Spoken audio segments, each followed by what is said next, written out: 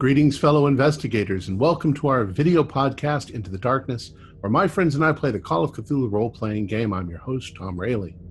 Our scenario is entitled A Celebration of Life. It was written by Jason Melnichuk, and he is also our game master. This is a one-shot, so there will only be this episode. However, we may play this scenario again for another group. Before we begin, let's introduce our cast of characters, our cast of players and their characters.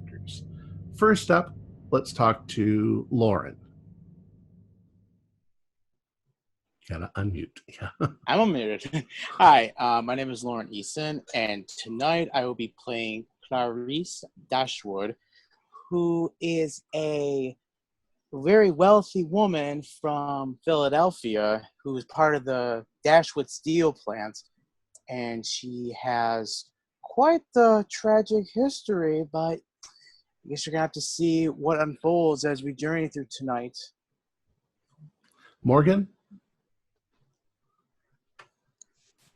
I'm Morgan, and tonight I am playing Carter Dashwood, the husband of Clarice Dashwood. Also grew up in Philadelphia, in some decent banking family. Weren't wealthy, but we got by. But after marrying Clarice, life became great, and now I'm a connoisseur of the finest alcohol and cigars available. David? This evening, I'm Dr. Ogden Finch, physician and apiarist of Chicago and environs. I'm very curious about this celebration tonight. I've traveled a little ways, and I'm curious to see what it's all about. Tim? My name's Tim, and I'll be playing Hobart Winkler, award-winning salesman and all-around good guy. I was born and raised in Pipestone, Minnesota, and I've happened upon a cure for stretch marks, scars, cuts, and abrasions. We call it Lookie's Quicksilver Salve. Quick, effective, 100% guaranteed work, and yours for only $3. In all my 34 years, I've managed to get struck by lightning not once, not twice, but thrice. Yes, that's right, folks, 3 times, and if it wasn't for Lucky's Quicksilver Salve, I wouldn't be the man you see here today. I'm also quite good at cards and dice. If you'd like to play, I'll play you twice. So if you're feeling lucky too, come on over. We'll see how you do. No one would see it as too big a surprise, a celebrity like me who survived twice and created the incredible Lucky's Quicksilver Salve that I've been invited to a gala being thrown for yours truly. They're calling it a celebration of life. So if you're in the area and feeling lucky, come on down and buy your own bottle of the miracle cure to take your marks away. Lucky's Quicksilver Salve. That's right, folks. Lucky's Quicksilver Salve. For the name you can trust, that's Lucky's Quicksilver Salve. And I will be playing Colonel Orville DeBow, retired. I was born and raised in Birmingham, Alabama, and I fought for the Confederacy in the American Civil War. I am currently 78 years old. I own and operate a little trading shop near Chumbawamba Camping Grounds, just outside of Birmingham. It makes enough revenue for me to keep reasonably comfortable. My favorite pastime is gambling, especially the manly art of poker. I was quite surprised to have been invited to this so-called celebration of life. I've never been to Minnesota, and I am quite excited to see what they are offering. And so, that being said, let's begin our journey into the darkness. Jason? Hi, my name is Jason Melnichuk. I'll be your keeper this evening. And the year is 1919, Monday, July 14th, 1919 to be in fact. America is just going through the 3rd wave of the Spanish influenza virus, which was killing millions around the world. The people you see here in the past few weeks have all received a gold-gilded envelope with the title Celebration for Life. Inside that envelope, there was an invitation to a gala event in their name. Also, accompanying them were several train tickets and money for the journey. Some of them came from far away, some of them came from close. They all left their hometown and have been on the road or a train or the rails for some up to a week right now. And they all basically get off of the train station at this small, out-of-the-way wooden station. And the last to arrive is the Dashwoods. All the other players are sitting, waiting patiently for the final leg of their destination. And the Dashwoods make their entrance off the stage, off the train, sorry. That must be the Dashwoods. I've heard of them, steel people, you know. Yes, so a reputation precedes us. Nice to meet you, sir. Charmed, I'm sure. Well, it is a pleasure to make your acquaintance, sir. Yes. Sure Ma'am? it is. So what do you think all this hullabaloo is about?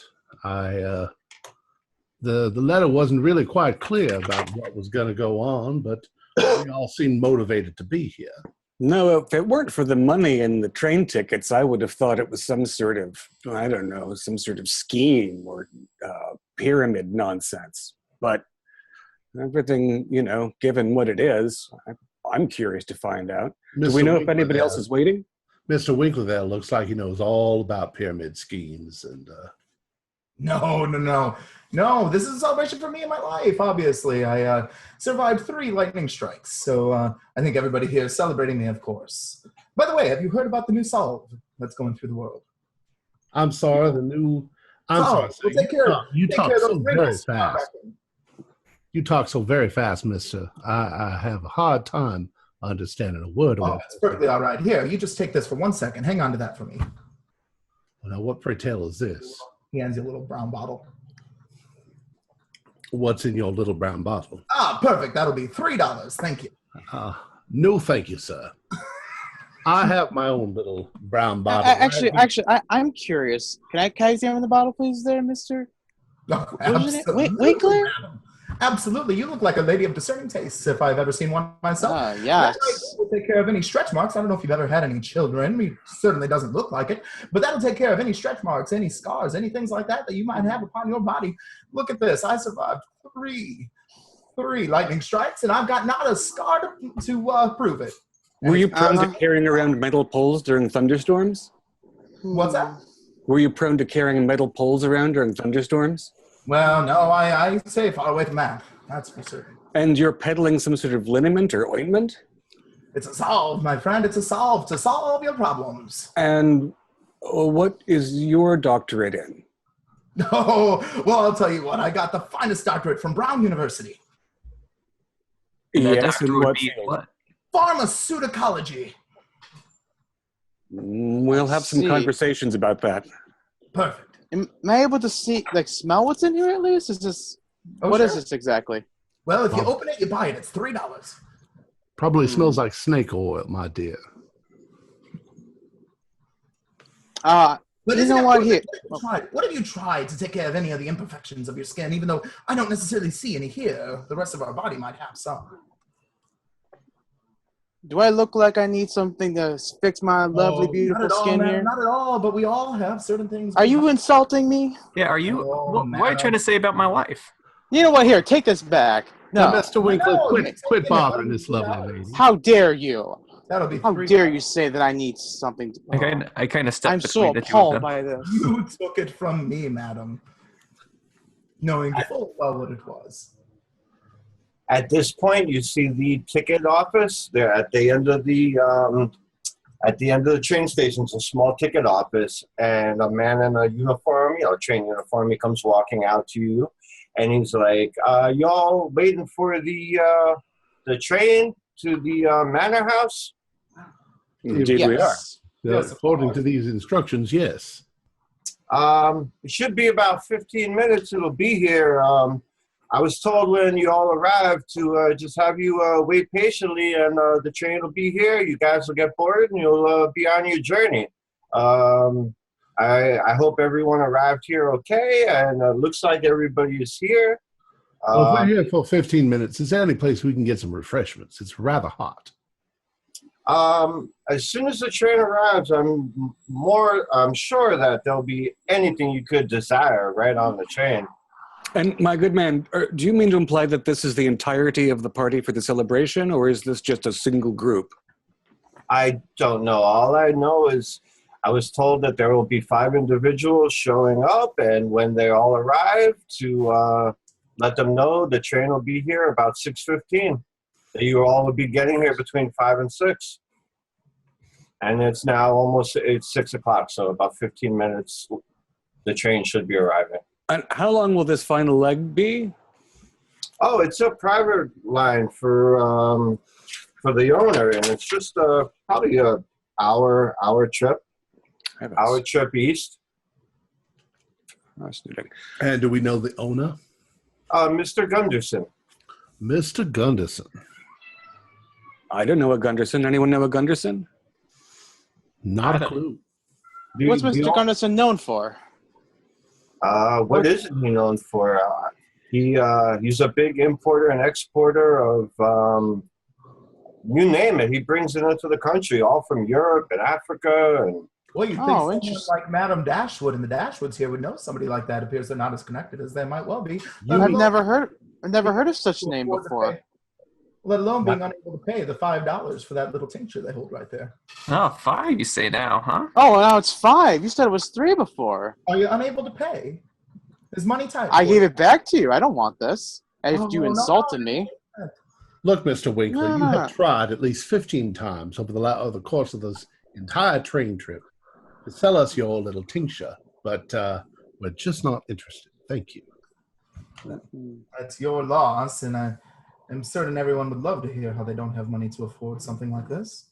Oh, we have money. We just don't want your tincture. So, I've never met any of you, excepting the Dashwoods, who obviously know each other. Are we all strangers? yes, Apparently, yes. And we're all strangers to this Gunderson. Though we have been on the train for a little bit before we got here. Yes. But I wonder what it is that connects us for this celebration. I mean, most of us are well off. I received a rather fancy little letter inviting me. I don't actually know how he got a hold of my name. I thought perhaps some affiliation. I was in the Civil War, you see, and I thought maybe he got my name off of a roster or something, knew that I was still alive. I actually didn't expect to see such young people on this thing. I thought this was perhaps for us older folks.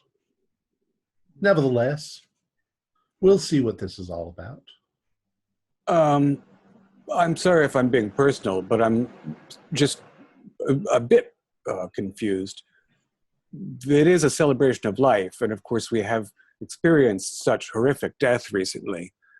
Are we all widowed or have lost children? Or, and again, forgive me if I'm being personal, but I don't know where we're going. Just enjoy the ride, my friend. There's been a lot of tragedy in the world. No doubt that I've seen a few things that would curdle your blood over the years, but I don't know. I guess we will find out in, as he says over there, an hour and a half or so, when we meet this Mr. Gunderson.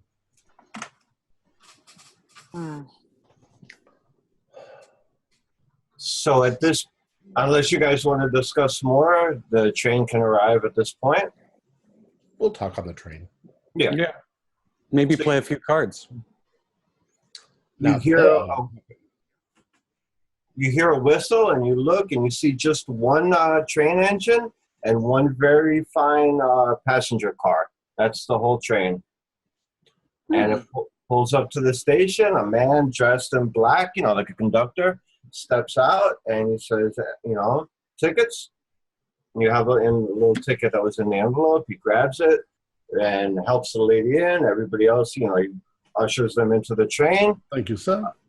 The conductor and the man from the platform put any luggage that you have into the train. He steps onto the cart with you. Oh, please take your seats. There's about 12 seats.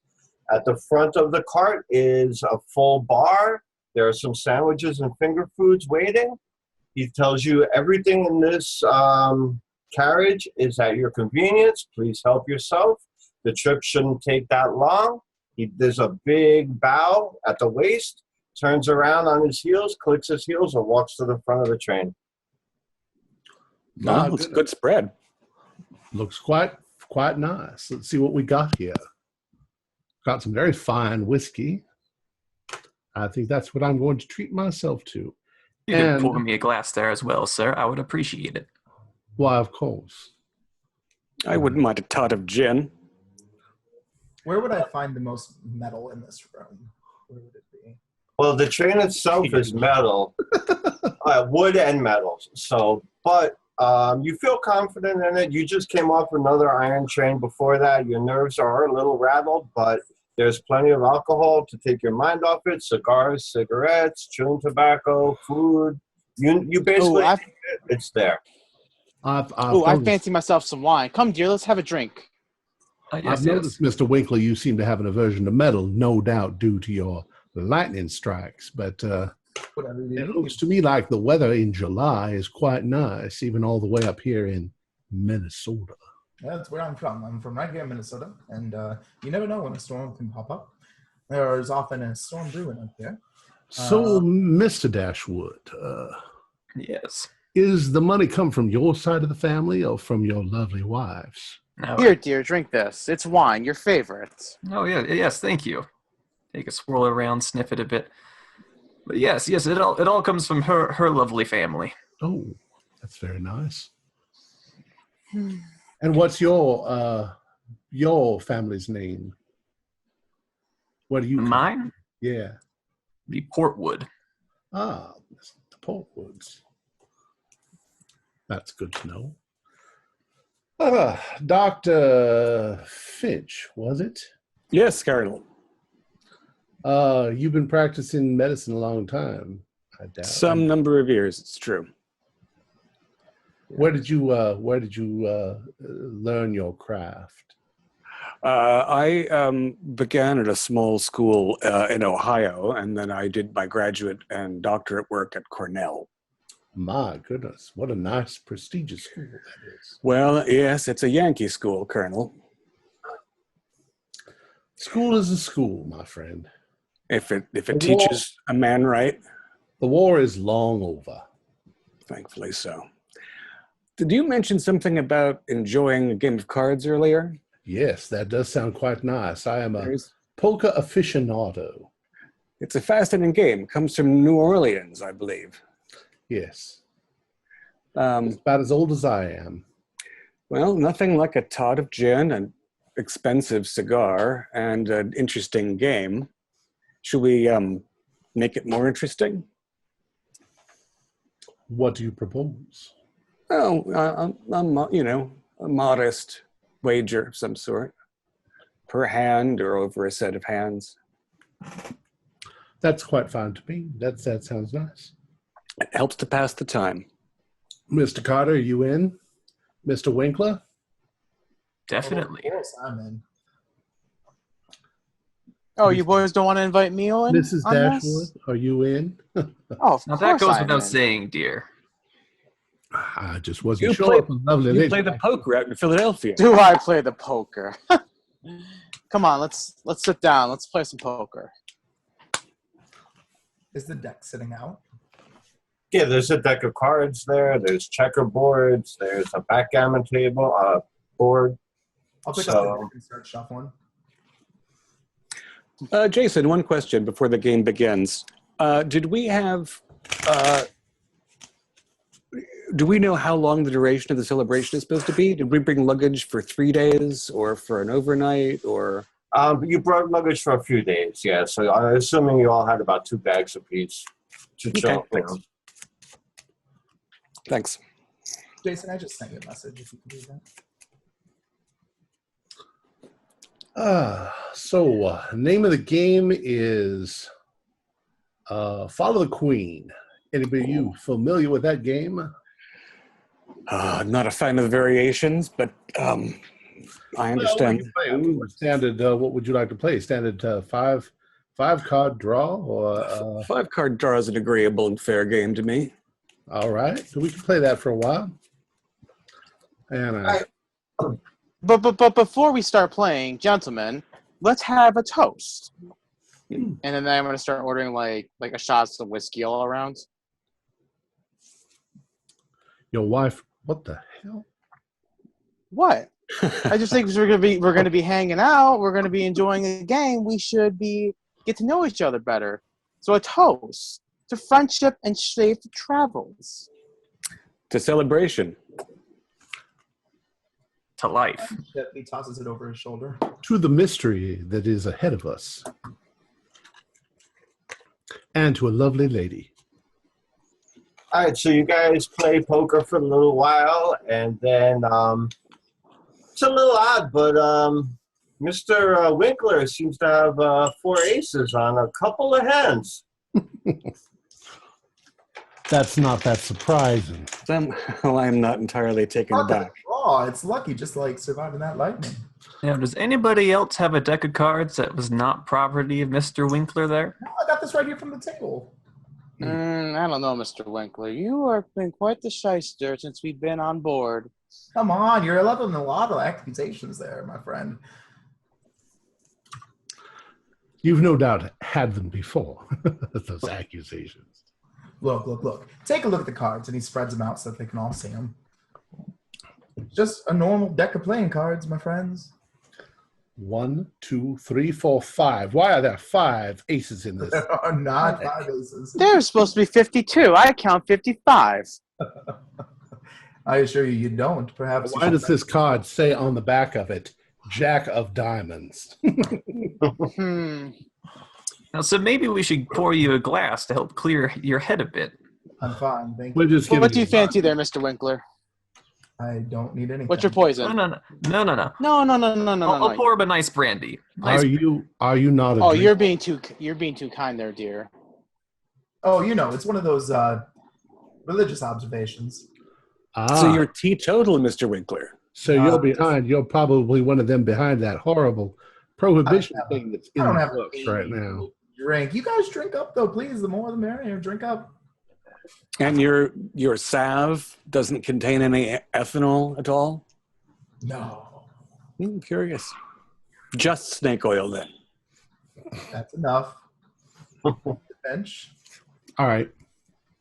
So you guys had entertained yourself for a while. It's a good little distraction from the trip. Next thing you know, you feel the train slowing down, and you hear the whistle blow, and you look out the windows, and you see about maybe about a mile away from the train station, maybe 2. It's hard to tell. The sun's starting. It's about 7 o'clock right now. 7:30. Sun's starting to go down a little. It'll be light till about 8 o'clock. It's the middle of summer. But you see this beautiful manor, and it's up on a hill, so it's raised above the land surrounding it. And as you look, it looks like there's a big wall around maybe from your best estimate, you would say maybe sitting on 100 acres of land, give or take. And it's a big, maybe 12-foot wall surrounding the whole estate.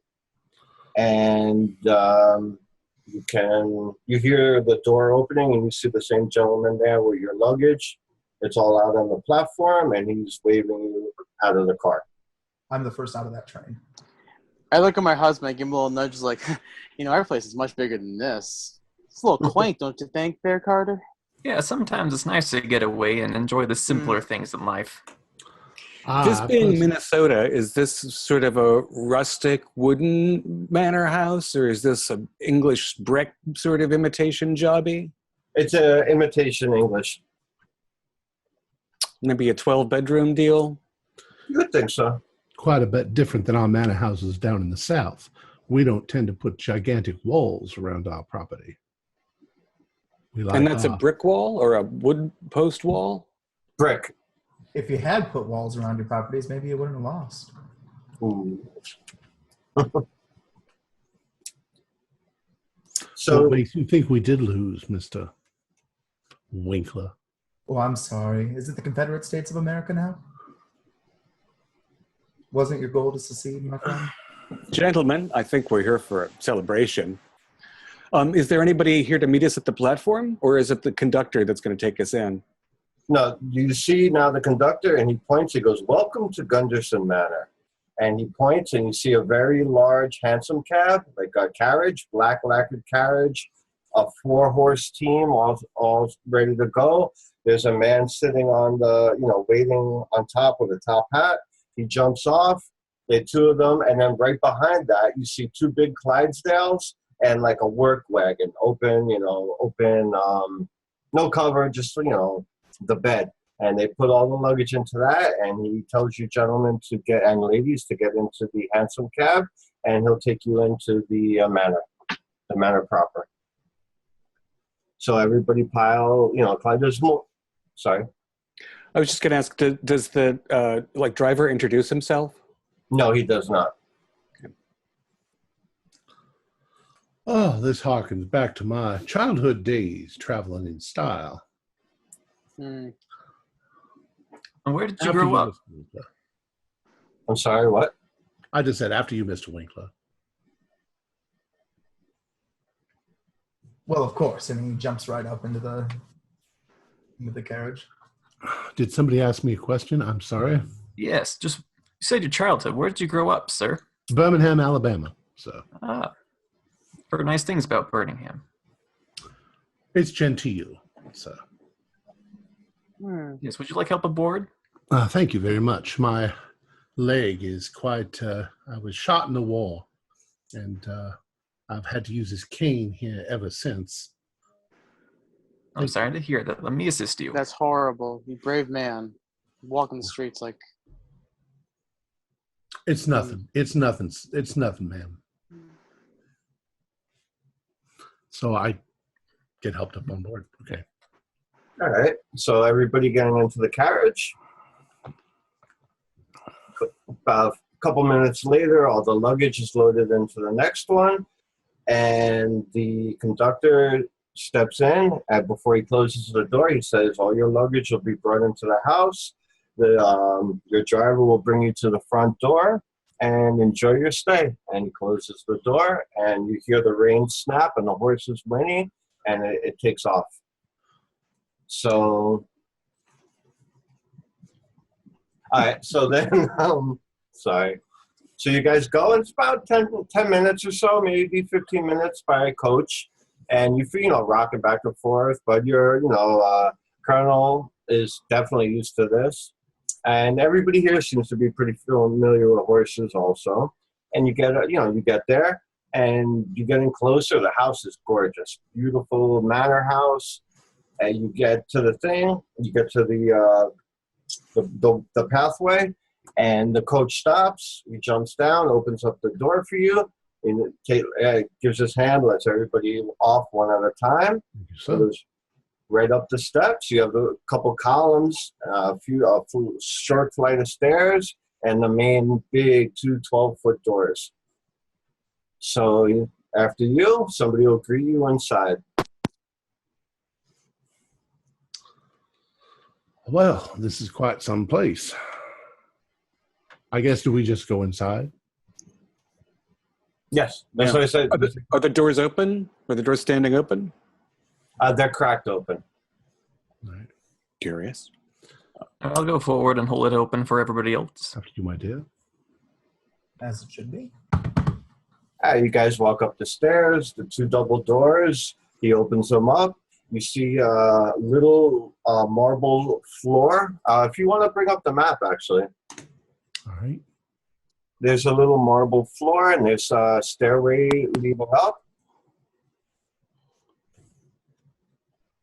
So you guys are to the left of the screen where you see the 2 stairs, and it says hall. You guys see that? Yeah. Yep. All right, so you go into that little area. At the top of the stairs, you see 2 12-year-old girls dressed in gowns, and they both bow to you. Hello, little ladies. Good Hello. evening, young missus. Who might you be? They just say hello, and now that you get a better look at them, they're definitely twins. They say, follow me, and they turn around and start walking. And they're dressed alike?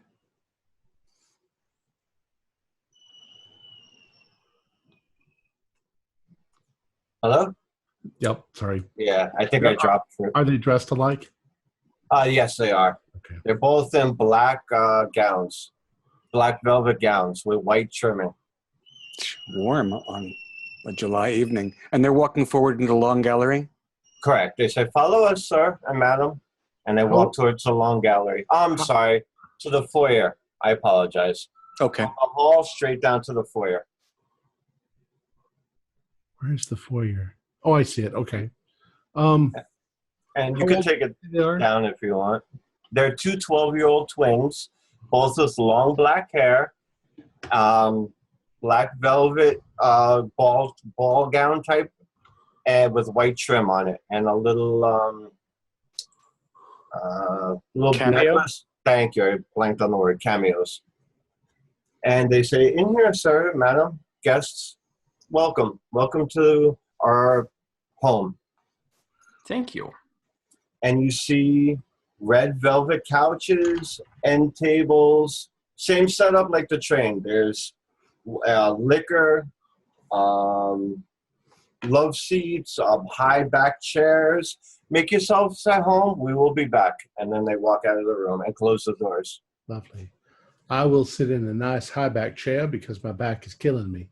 All this traveling around. Would anyone like refreshments? Correct. Now, in there, as you guys sit down and take in the room, you notice there's a fireplace. There's a table near the fireplace that has cigars, cigarettes, cigarette lighters.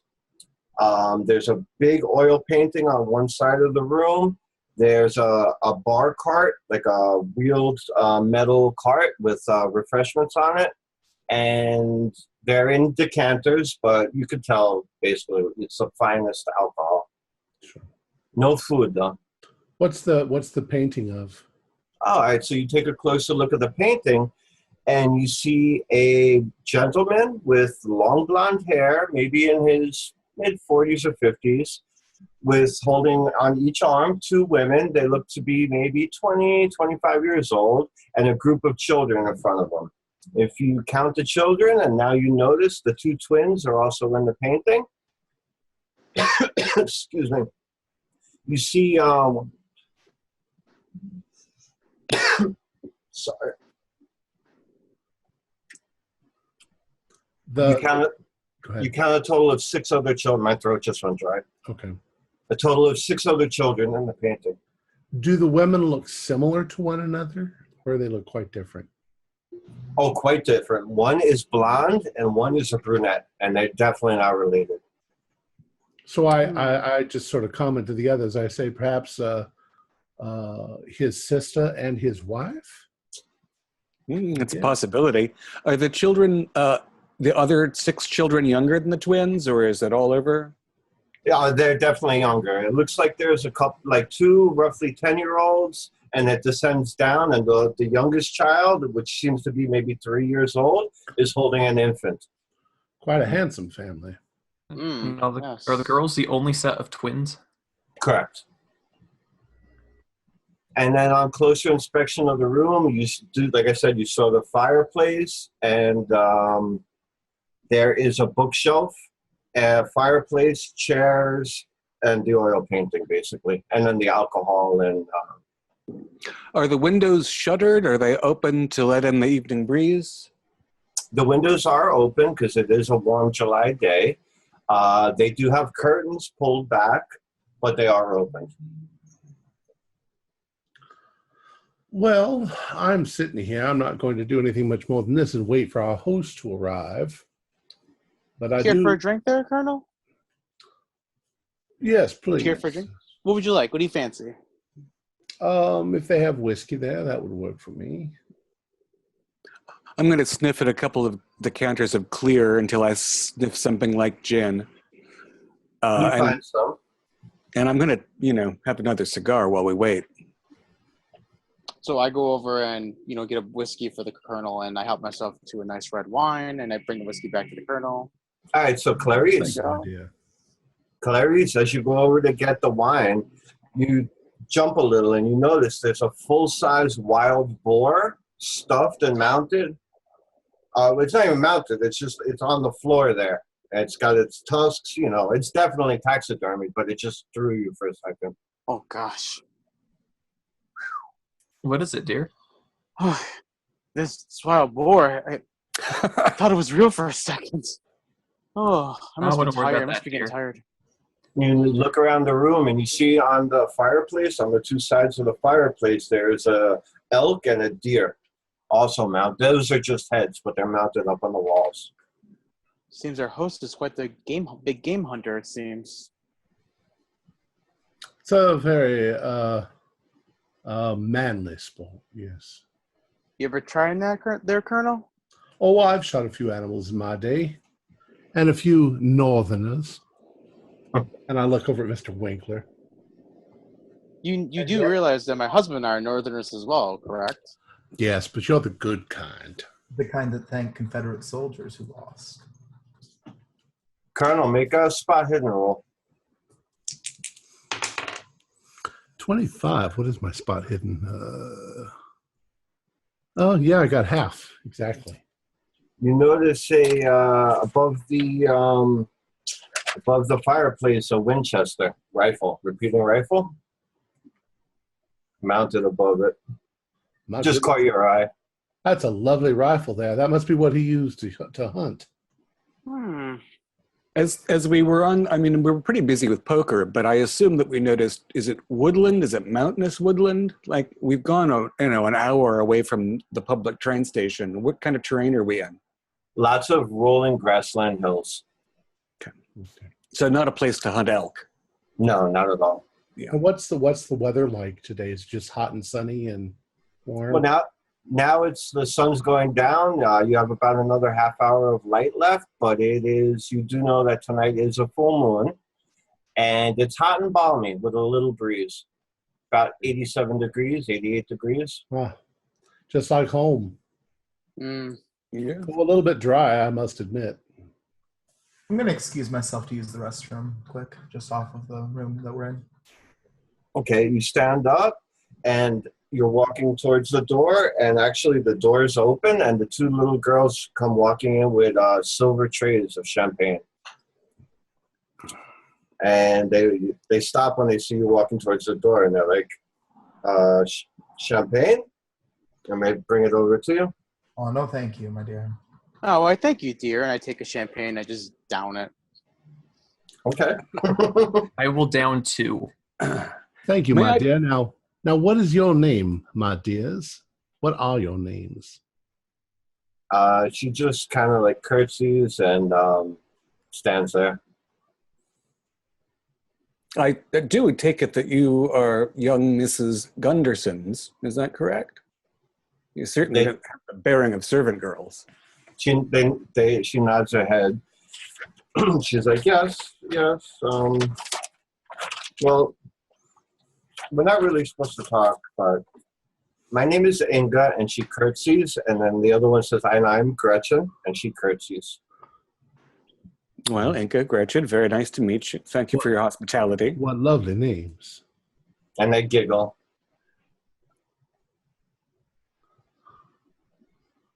They're fair children, I assume. They don't seem to be outside a lot, not tan and rugged. No, they're definitely... but with long black hair. Yeah, hothouse flowers. Raven hair, yeah. And now they curtsy, and they just kind of, we'll be back, and they kind of scamper out the door, leaving the trays. Well, I wonder where our ineffable host might be. I've been wondering that myself. The mystery. Do you think there even is a host? Do you think you're just being set up for something, maybe? I mean... I think that they've spent a great deal of money on us already so far, so there must be something going on here. Yes, it would be a pretty elaborate scheme to build a giant manor in the outlands of Minnesota just to collect a few wealthy people. And this isn't the cheap stuff they're serving us either. No, this gin is very good. And this cigar. No doubt Mr. Winkler has never used a facility that's made out of marble and diamonds, but I wouldn't be surprised if that were the case today. Am I ashing in the fireplace, or is there a cut glass ashtray, or what? No, there's standing ashtrays. Very good. There's actually multiple around the room.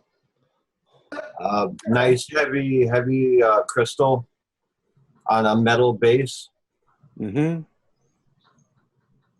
All right, so Winkler, did you wanted to leave, or were you just waiting then? You said you had to use the restroom, or? I'm just going to use the restroom briefly. Yeah, All give right. him a chance to recollect himself a little bit. All right, so you open the, everybody's there drinking. You open the doors and look out, and you don't see anybody. So do you go to investigate, or do you stay? Oh, the map you sent us has a bath right attached to the room. Is that not correct? Yeah, it's there. Okay. Yeah, I'm just going to use the bathroom. Okay. So you excuse yourself for a moment. Yeah. And while he's gone, what's the rest of the party doing? And do you do anything special? And, I check the medicine cabinet. All sorts of stuff. All right. It's empty. Of course. I just sat in the chair because I'm old and a bit decrepit. All right, so a few moments pass. Winkler comes back from the restroom unless he does anything special. And yes. I use my cane. I just sort of point, and I'm like, I wonder what his reading material is like over there. Oh, I'll have a look at the bookshelves. It's always interesting and informative. I think I'll join you there, good doctor. I fancy a good book every once in a while. All right, so there's maybe 20 books on a shelf. One of them's entitled Horribly Wonderful Inventions of Dr. H. Foley. There's another one that says Tales of the Western Bounty Hunter, Autobiography of Katinka.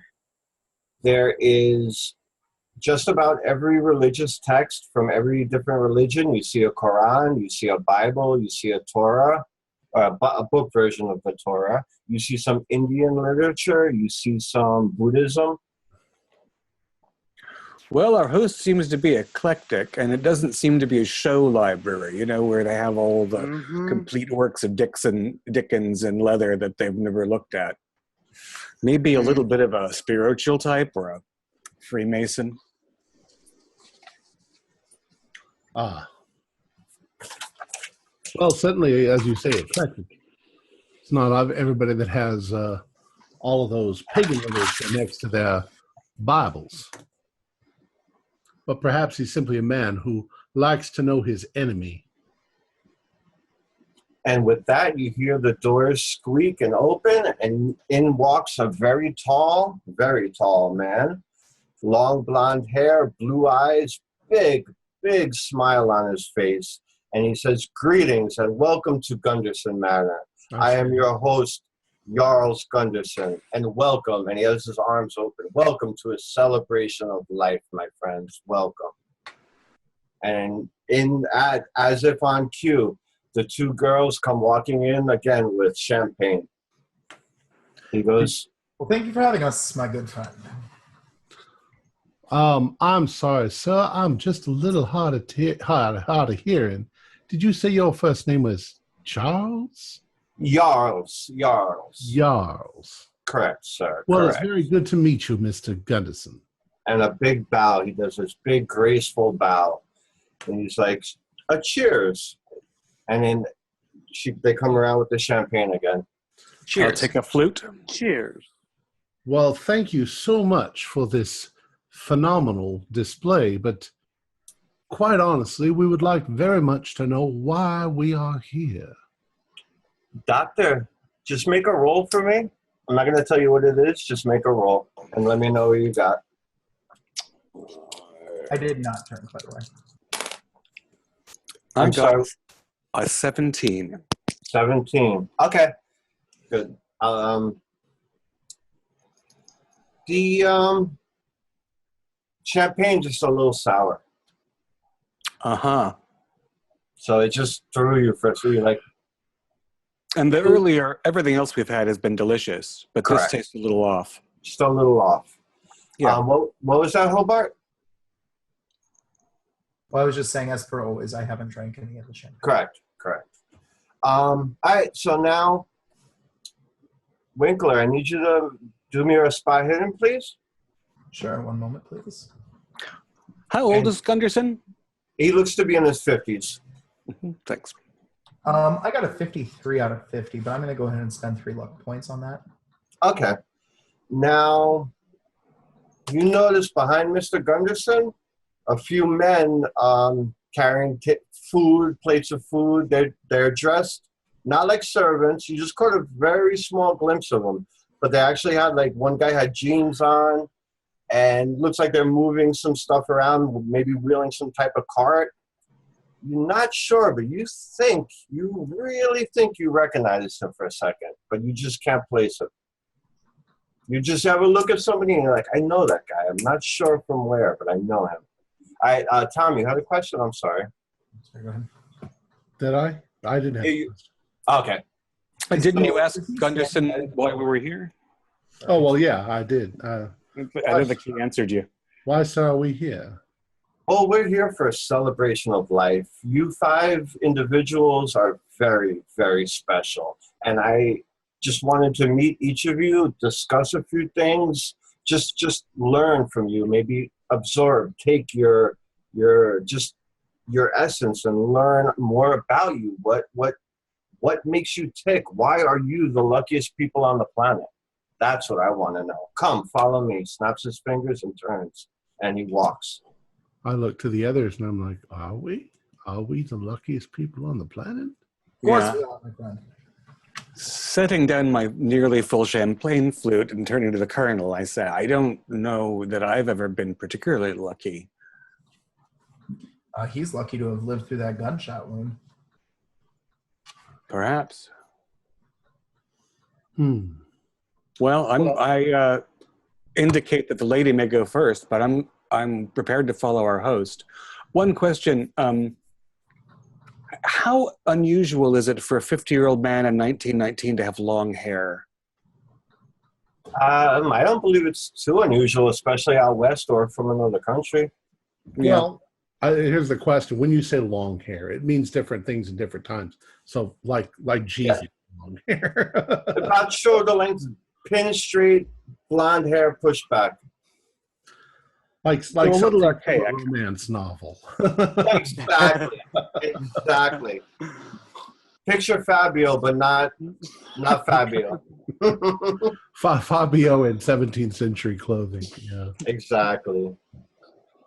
And he walks out. If you want to show the map or not, it's fine. But he walks out, takes a right, and brings you into the Great Hall.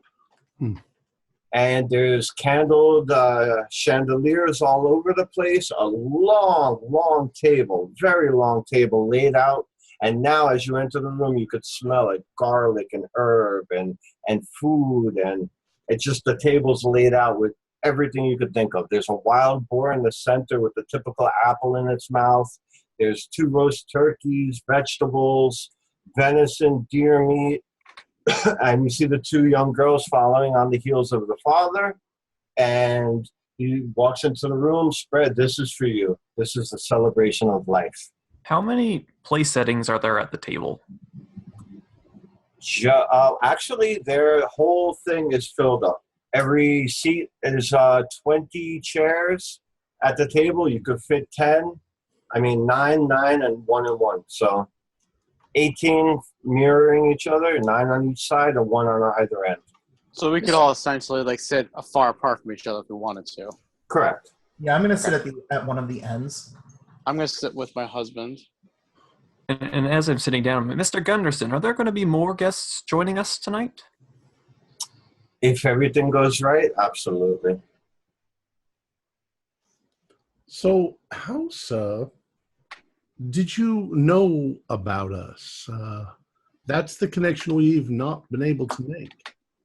And he claps his hands, and 4 men walk into the room. One of them is wearing jeans. Hobart, you look up and you know this guy. You know exactly who he is, and you know where you know him from. And he's walking towards you. And where's that? And who is that? It's a gentleman that you used to run flim-flam scams with about a year ago. Or possibly, I don't want to do the whole ear thing. We ran legitimate businesses. Yeah, a business partner of yours from the past. And he's a pretty stand-up guy. You've done good business with him in the past. You see them all walking in with newspapers in their hands. As he's walking to you and you're on the end of the table, he trips and falls and looks up at you and whispers very quietly, "Don't fuck this up for me. I got a good thing going here. I'll cut you in. Just shut up." And he stands up and hands you a newspaper and walks away. I take the newspaper and I go, "Some fine help you got here. A little clumsy, but some fine help." And he looks, the Gunderson kind of looks at them like slightly embarrassed, but he goes back. Anyway, forget that. And then as you all look down, it's the newspaper article that all of you were in. And it says, "Luckiest person alive," and it has your story about Winkler surviving his third lightning strike and still living. It does talk about the Dashwoods surviving the sinking of the Titanic. It talks about Ogden being one of the sole survivors of the worst Spanish flu epidemic in the city, as he was one of the only survivors. And it praises Colonel Orville DeVoe for his valiant effort in the war, being one of the only survivors of the horrible incidents of the battlefield. The fellow in jeans that was clumsy was wearing jeans, which seems out of place. What do the other guys look like? Are they big? Are they small? Are they servile? Are they old? Livery?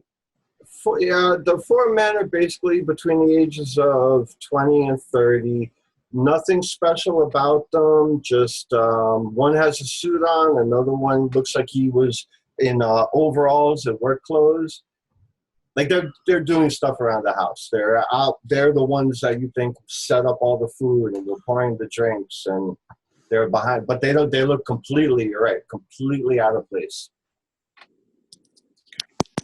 And now are all of these like the same newspaper that has all our stories, or are they separate ones?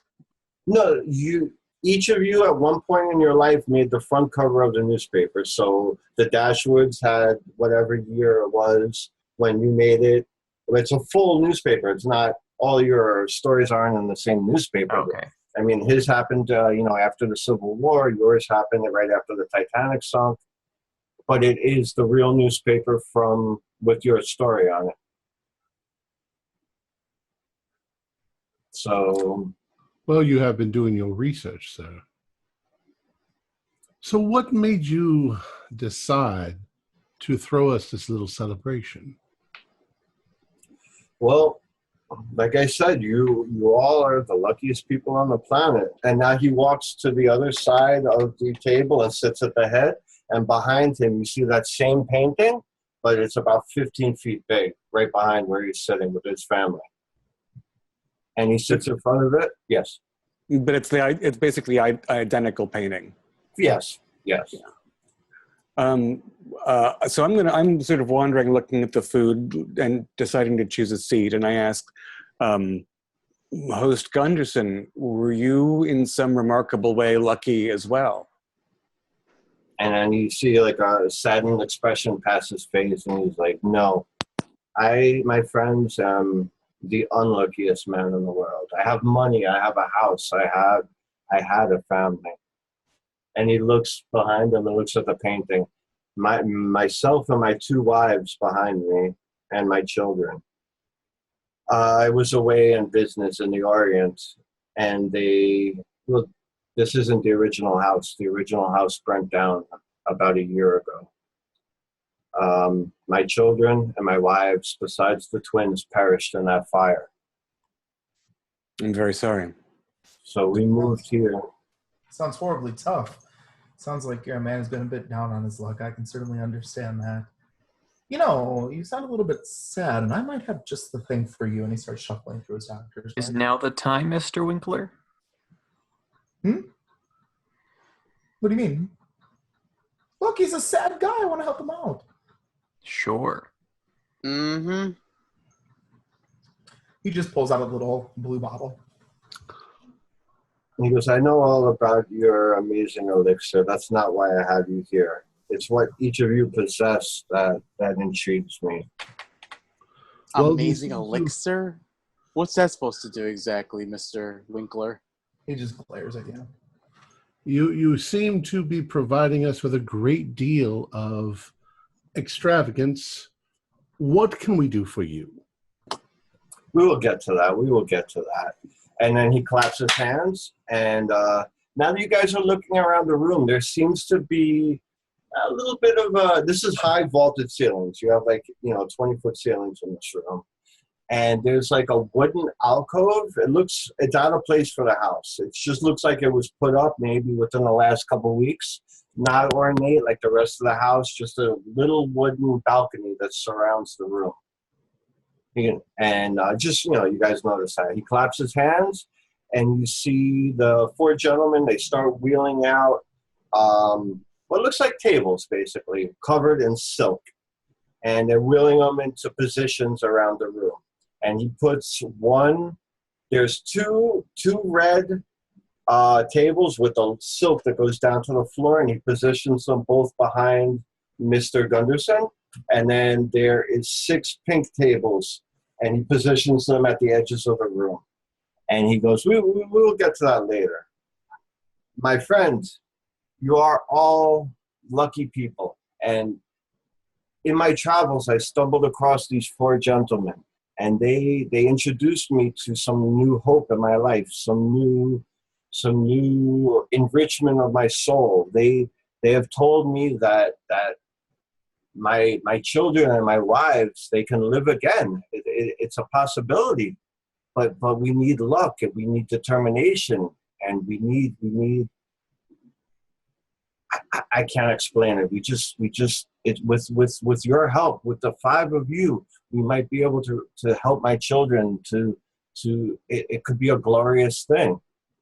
What precisely are you trying to do here? Like, what are these machines, these contraptions here, these tables? What's underneath that?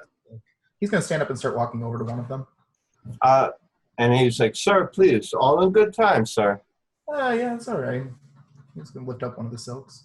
He literally gets up and he's like, "Sir, please." Oh, look, I mean absolutely no harm. Look, I'm just a fellow like you trying to get as lucky as we can be. Mr. Winkler, you'll be please come over and sit down. Can I try to fast talk him to step away or no? He's pretty dead set on not letting you. And then the other gentlemen, the guys are walking towards you. "Sir, please." And then the guy that you know is looking at you. He's giving you the face like, "Dude, his name is Cornelius Wallace." His back is to him, and he's like, "Dude," he's giving you the, "Don't fuck this up." Don't spoil the fun, Mr. Winkler. The silk-covered wheel conveyances, are they like flat-topped? Is it just like 4, 6 and 2, just like flat? Yes, flat. It looks like almost like wheeled boxes. Are they big enough to be coffins? They are big enough to be coffins. Okay, they're pretty big. All right.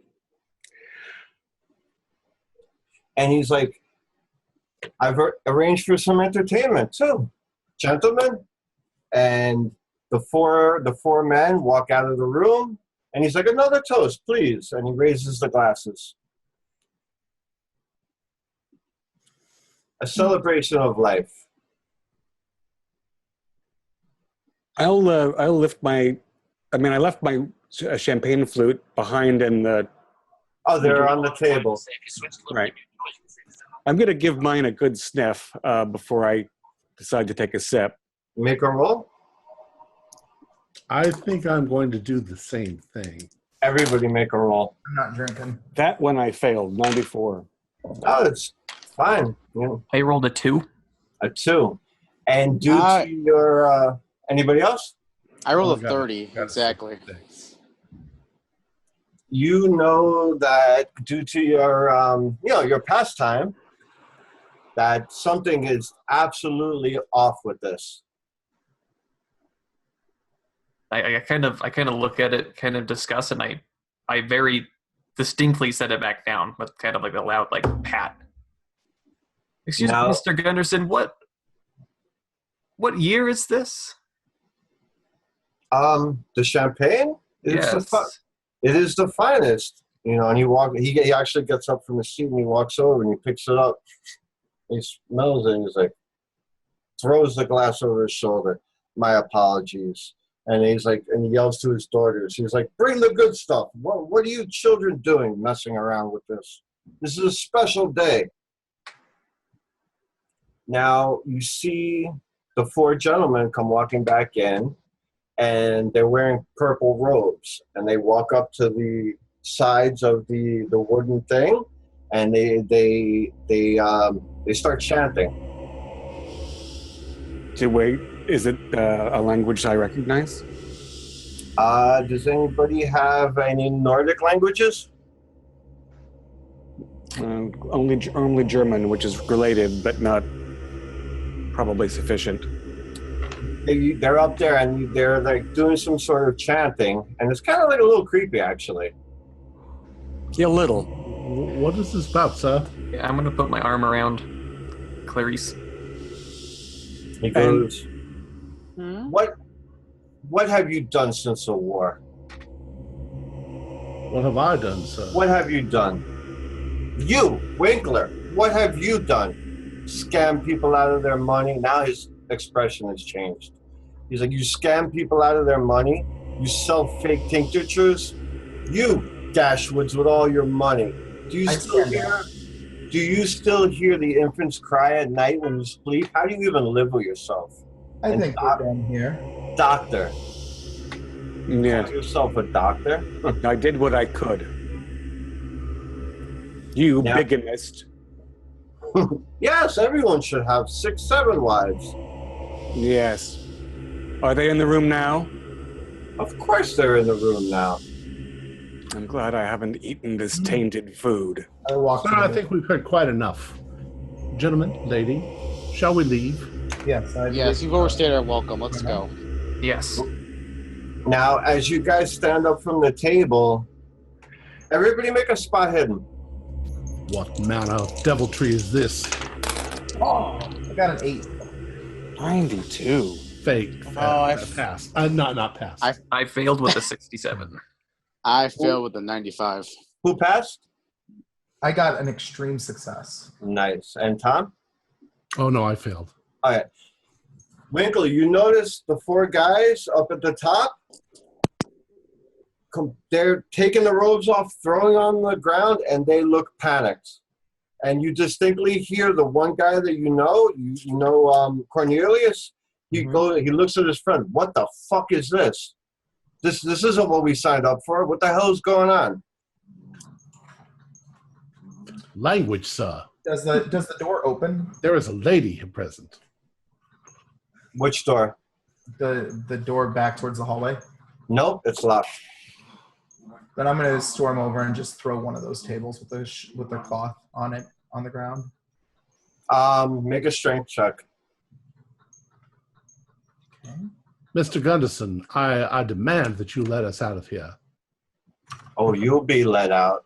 You'll all be let out. There must be carving implements for the large animals. I'm going to arm myself with a carving implement. Maybe 2. Absolutely. 39 out of 40.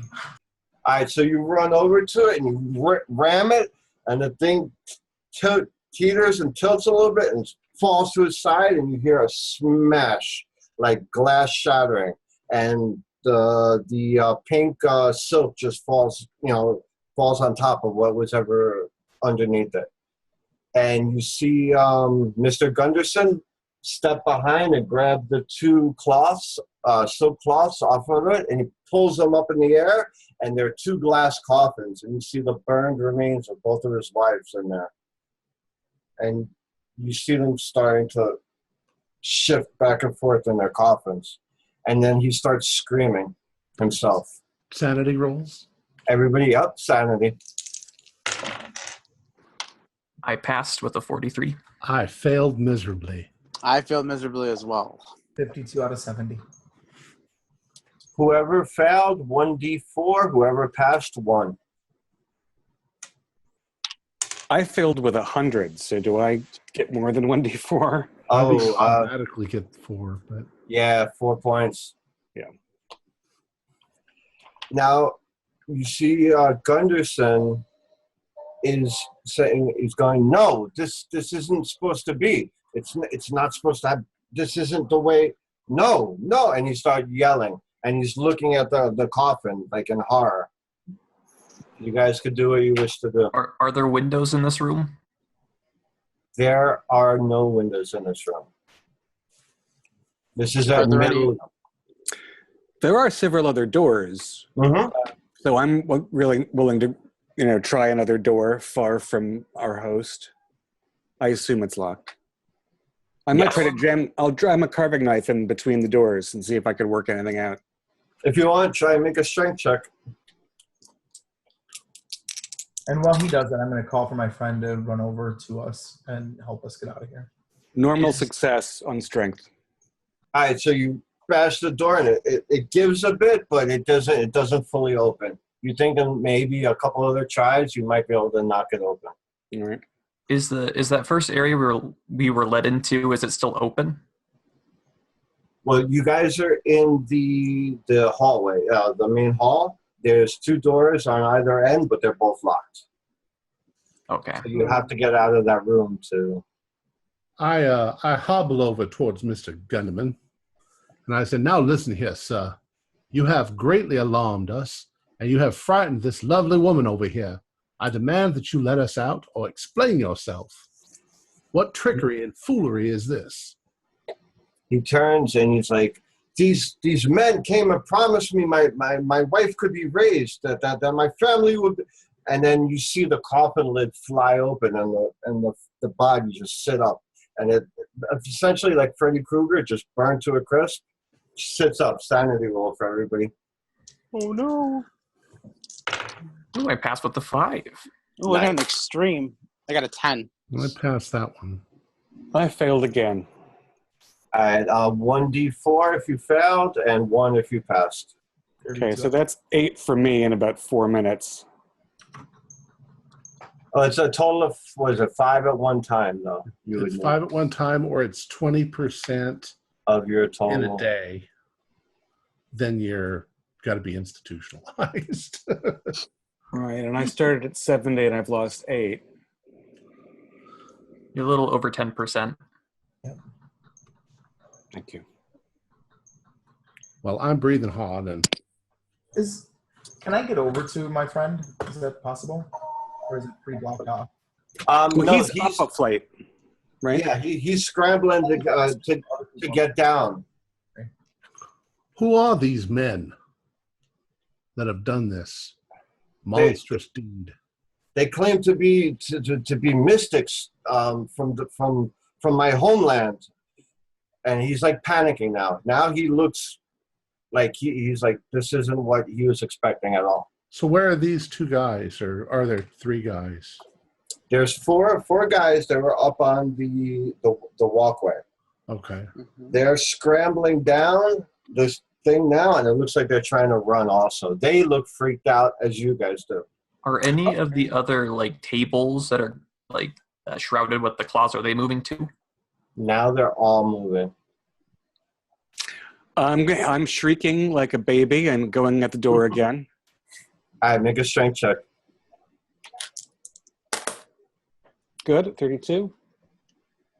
You passed? Yep, normal pass. You run at top strength, and from hitting it harder before, you bent the door a little bit, and this time you go right through it. Sailing through, landing down on, like almost falling flat on your face, but you're through the doors and they opened up. Which door was Fantastic.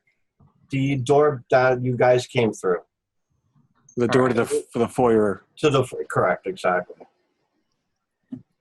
So what do you guys do? At this point, all of the sheets are coming off of the coffins. They're glass, silver, and gold coffins, and you see what essentially is burnt children sitting up and climbing out of their coffins.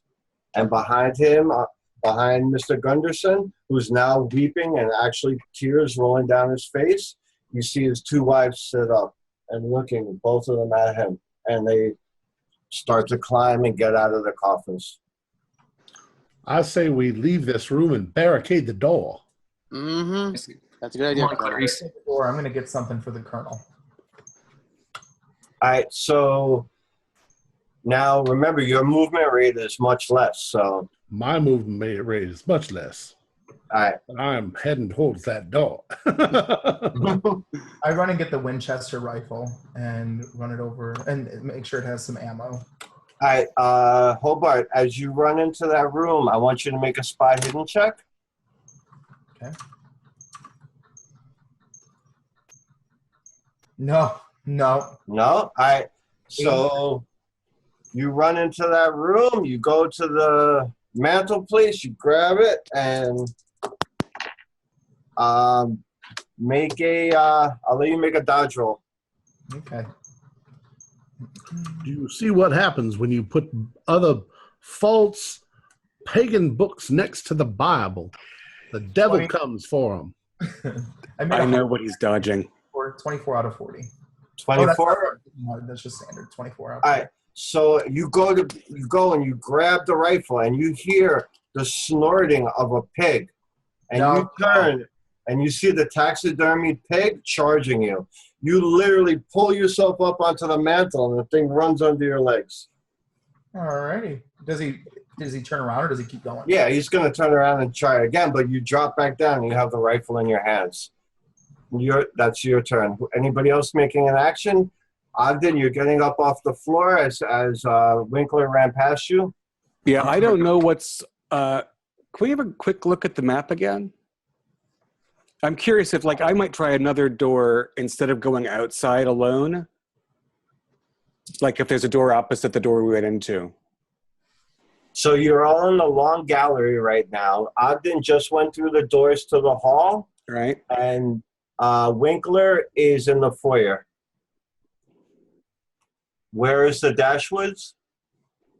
I was going to go head towards try the front door. Yeah, and I'm going to go with my husband. Okay, wait a second. Are we in the solarium or the long gallery? The long gallery. And those aren't glass doors to the solarium? The solarium itself is glass doors, but the doors in between the long gallery and the solarium were sliding doors that are pulled inward. Okay, so those are locked too. We basically had only 2 exits. Correct. So if he's gone into through the foyer to the guest room to be attacked by a boar, I'm going to try this other door off the hall just to see what the hell there is. So basically to the north where it says Fort? Yeah. Exactly. Okay. It's another locked door. Oh, great. I'm going to fall down toward the front door of the building. All right, so you scamper down towards the door of the building, and you get there. Now, Colonel, seems to be that everybody ran off on you. What are you doing? Well, I'm the slowest one. I just wanted to make sure that Clarice was out of the room and safe. I can defend myself against any wild boar with my walking stick. And I did tell you that I was trying to get you something, right? I'm sorry, what? Well, I saw you run to get the gun, but yeah, I told you I'm going to get something for the Colonel. But now you got a ball between me and you. I sure do. And I shake my stick at that ball. So the Dashwoods and the doctor are at the front door. Hobart is in the foyer, and DeBow is making his way towards the hall or towards the stairs, towards the exit. Yeah. Well, I'm actually standing now. I see Mr. Winkler in there, and he ran to get the gun, and I see the ball, and I'm not going to leave Mr. Winkler in there all by himself, despite the fact that he's a dirty goddamn northerner. But I will move. I say, Mr. Winkler, what are you doing? And I try to get the board's attention with my walking stick. At that moment, you hear the blood-curdling shrieks of Mr. Gunderson in his final breaths, yelling for help and to forgive him. Darling, darling, please forgive me. Don't. And then it just gets silenced. My sister warned me not to take that stupid ticket. And she said it's going to be some sort of a scam, and now it's turned out to be a goddamn devil-worshipping monster. Says, Mr. Winkler, move around to the side. I'll take care of that ball. And I've got the sharp end of my walking stick pointed at that boar if he runs at me. All right. So the board turns a circle, and it's coming back for another pass at Winkler. I'm up on the fireplace. Do I get a bonus? I'm sorry, what? You had mentioned I jumped up onto the fireplace. Do I get a bonus to this? Well, you're going to climb up onto the mantle? Oh, yes. All right. Oh, so yes, I am. I'm gonna grab the nearest knick-knack and throw it at the boar. There's bottles of alcohol. There's the standing ashtrays. All right, I'm gonna pick one of those heavy crystal ashtrays up and fling it at the boar. Make a roll. Now I know that I'm going to die. I'm an old man. I got a 9. Oh, wow. Thought for a second it was a 99. So roll a 1d3. 1. All right, so you just basically throw it and it bops it in the head and it turns its trajectory. So it was enough to keep it from not running at you, at least. I hadn't thought this through. So now I'm standing there holding the stick like this. Regarding Winkler and his position scrambling onto the mantelpiece, there's an elk head up there too. Yep. And another something. A deer and an elk. Is the deer a buck? Yes. Is it coming alive?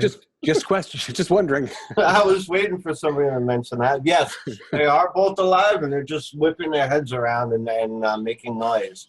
But they can't really affect you, but it limits your movement, Winkler. You kind of need to just go like this up on the top of the mantelpiece, because they're both kind of like trying to get at you. Is the gun is there some order that we're going in, by the way, or is it just kind of free form? Well, the other people have all ran outside. Is there ammo in the rifle? You check, and there is not. Of course there's not. That'd be the old kind that you have to pack. And No, this is just a fairly modern one. Okay. Yeah, an 1866. Mr. Winkler, you have your chance. I've distracted the beast. Does it feel like that boar is distracted? Well, it's looking right at the bow, so yeah. Okay, well, I'm gonna hop down. Come on, you evil beast. Come and get some. I'm gonna try to see if I can help the old man out as quickly as we can. All right, so quick cut scene. I'll shut the door after I get out of the room, by the way. All right, cut scene back to the Dashwoods and Fitch. You now hear moaning and noises coming out of the hall that you guys just left. Remember, the doors are open and it's only a couple 100 feet away. And it's it's early dusk right now. Yeah, it's about probably 8:30, 8:45 at night. Right. So we're in the middle of nowhere and it's going to be real dark real soon. But it is a full moon. Are the wives and daughters, like you say they're moaning, are they articulate at all? Are they intelligible? Well, you didn't really take a closer look. If you want to go back and check it out, or... Well, I've got a mild cocaine solution in my medical bag. Mm-hmm. I think that might fortify me. All right. Because, I had a couple of really sharp scares and I panicked like a baby, but I do believe in the sanctity of life and not the sanctity of creeping burned children. Exactly. Yeah, you could take a little shot of that and steady yourself. Yeah, I think that's my best plan. But make a medical roll.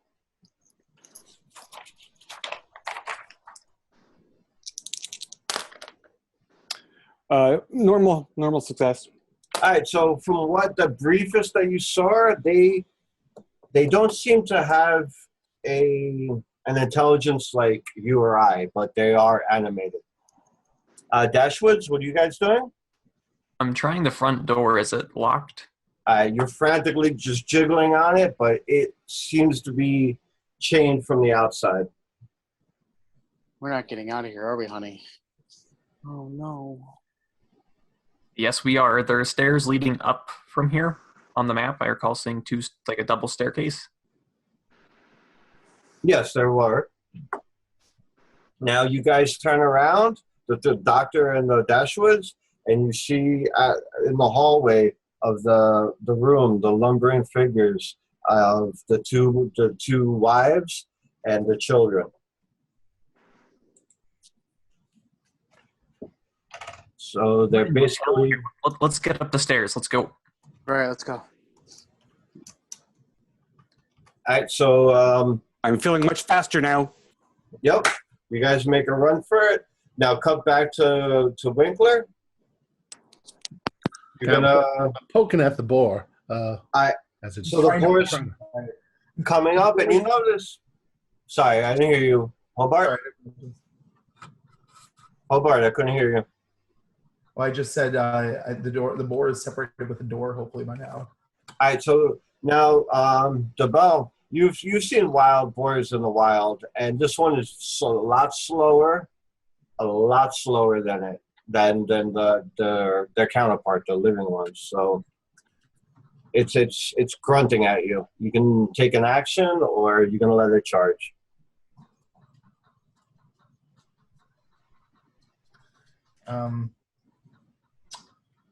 Well, I assume I'm trying to hold it back. Yeah, are you gonna swing at it? What are you gonna do? Well, like I said, I got the pointy end of my cane. Just I'm jabbing at it to keep it from coming at me. Make a roll. Make an attack roll. Nope. Yeah, 83. The thing just bats it off with its tusk. How dare you? Ooh. It charges you, and it runs dead smack into the door frame right next to you with its head. Dead smack. And you just stepped out of the way somehow, and I rolled 100. So it just ran head on straight in and banged its head on the thing. It looks dazed. What do you guys do? Winkler and DeBow, you have a chance. It's DeBow, sir. DeBow. Just finish this thing off. I'm going to see if we can. Well, I'm not so sure, Mr. Winkler, if anything will kill something that's been raised from the dead, except maybe your teaching. I say, let's just maneuver it so that we can get out the door and slam the door behind us. Yes. DeBow and Winkler make a retrograde spot hidden. Ooh, Nope. 22. I got that. You do believe you saw a couple boxes of cartridges for the gun while you were looking through the bookshelf. See if you can get to the gun. You see there? There's some cartridges for the gun. You're faster than I am. I'm gonna hustle my ass over there to get the cartridges. You run over there. There's 2 boxes of shells, 24 in each box. I get them, and how good are you at catching as I'm running towards them? Are you going to try to toss them to me? If you can I'm an old man. I'm not very good at anything right I now. just run them over as fast as I can. Do you not know how to shoot a gun, Mr. Winkler? The gun it goes to the gun that he has, right? Yes. Yeah. Okay. So I'm going to give you that gun and the cartridges, and then I'm going to hide behind you. I hand you my walking stick, and I say, "You hold him off with this, and I'll shoot him in the head." Okay. So it takes me a couple of seconds to load the damn gun. What's the Borkin doing? It's getting up to its feet now, so. Okay. If I can, I'm just going to hobble over to where it is and put the gun against its head and fire. Yep, you give it a coup de grace. As soon as it starts to come up, it looks at you, and boom, you just blow its head off. Disgusting. Yep, guts fly everywhere. Winkler actually made... Probably sawdust flies everywhere. Yeah, it's not guns, it's just sawdust. That's true, actually. I didn't even think of that. You're right. Sawdust bursts out. But Winkler, make a check. Sanity. Sanity, I'm sorry. Not about you've seen war. You failed to take 1 point. Okay. You guys, I'm assuming you slammed that door closed, or you guys want to go into that room? What are you doing? Well, we're moving back into the main area outside the hall, and I assume we see Dr. Finch there. Yep. Or we're trying to get up to the second floor right now, are we not? Oh. Yeah. What you got? All the other doors are locked over there. So if you want to try and get through the door somehow, you could do that. Look, let me take a look at that door over there. Anybody got like a hairpin, Miss Dashwood? I think Sure. it's chained closed. You might want to look at the spawn of hell coming down the hall. Get up this damn stairs. Yeah, I think there's some confusion. The map suggested there might be stairs up and down before the foyer. And I think that the party of cowards was trying to go up to a second floor that we thought we had access to. Bring up the map again 1 second. I'm sorry. Not to call the Dashwoods cowards, I'm sorry. You know, ladies first. That's fair. Yeah, Yeah, fair. because there are two kinds of stairs between the front door and the hall. Right, they're just stairs going up to the same hall. That's just a railing in between on this level here. Oh. That's the main entranceway. It's a grand entranceway. Sorry, I thought I said that earlier. Right. So basically, we've got the family, all the ladies of the family, crowding out of the long gallery. Mm-hmm. We were at the outer door, which seemed impassable. Correct. I injected some cocaine before the burned victims got to the door. We thought we could go up the stairs, but we are mistaken about that last action. Correct. Now there is that little doorway to the north. It would be the north of the map. And then next to the long gallery, that leads to another hallway.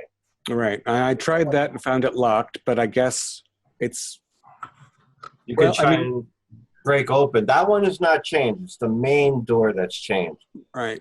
If we went south through the foyer to the black and gold guest room where the boar just exploded, or we're just going to bump into each other like the Keystone Cops in a big pile-up? You'll meet us in the foyer. Yeah, you'll meet in the foyer, and then you guys could try that southern door if you wish.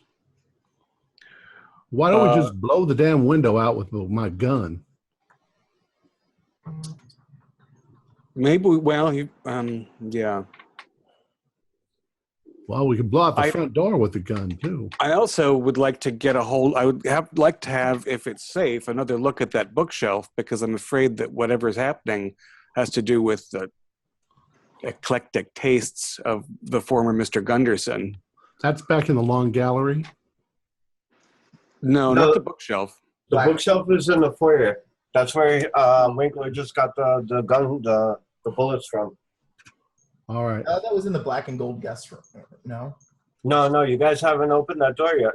Okay. All right, well, I suggest that we get in this foyer and we close the door behind us. Yes. That's a start. We'll barricade it. Yeah. Yeah, I'll do that, and I'll start trying to move like one of the drink tables in front of it. And I will help my husband. A couch, even. Well, and I will stand ready with the gun in case something sticks its head in there. Mr. Winkler, where's my cane? I need my cane. All right, I lean on it.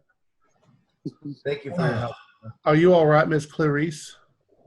Oh, it's just so much is happening.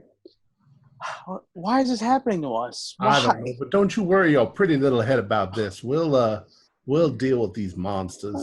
You might give yourself wrinkles, in which case I have just the thing. Mr. Winkler. I'm going to slap Mr. Winkler. I actually took a skill and slap, too. No, I just think. Now, Mr. Winkler has just been through a rather dangerous trauma. Please forgive him any of his insane northern nonsense. That's twice he's insulted my beauty. Twice. Now you hear slapping, like hands banging on the door that you just locked. Is the door to the next room open? You're going to walk over there and check. You rattle the door. It is locked, but it's a simple key lock. You feel that you could get through it. Clarice, do you have a hairpin? Sure. Mrs. Sure, Dashwood, please. Good heavens. Pull it out of my hair. You got And he's going to set to it. Do I get a bonus die for having something that I'm working with, or no? Sure.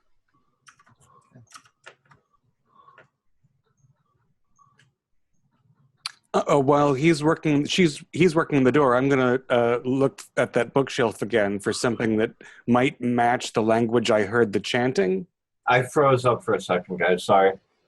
No problem. I want to look at the bookshelf for something that might be written in the language that was, or contain the language that the chanting was in. I make a spot hidden. And we haven't heard anything from the other 4 conspirators. Spot hidden's good. 16. 16. So you're So it's looking through, double.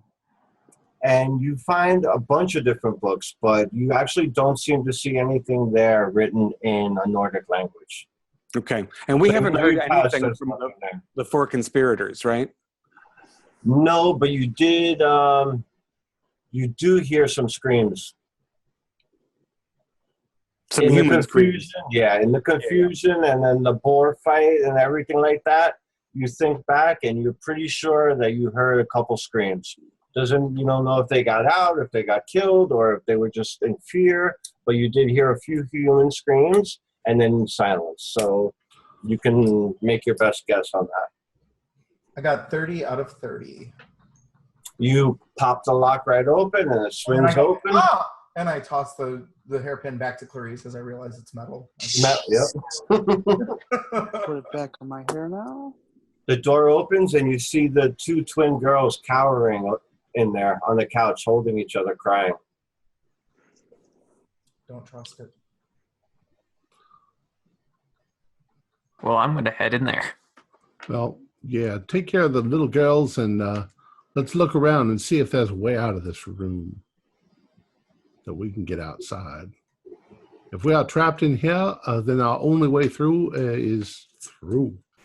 We shall dispatch. And how is this room? The foyer seemed like it was pretty big, Yes. and this is a substantially larger room. It's a guest room. Like it looks like it's got a bed and a dresser and. No, it actually looks like a playroom for the girls and the children.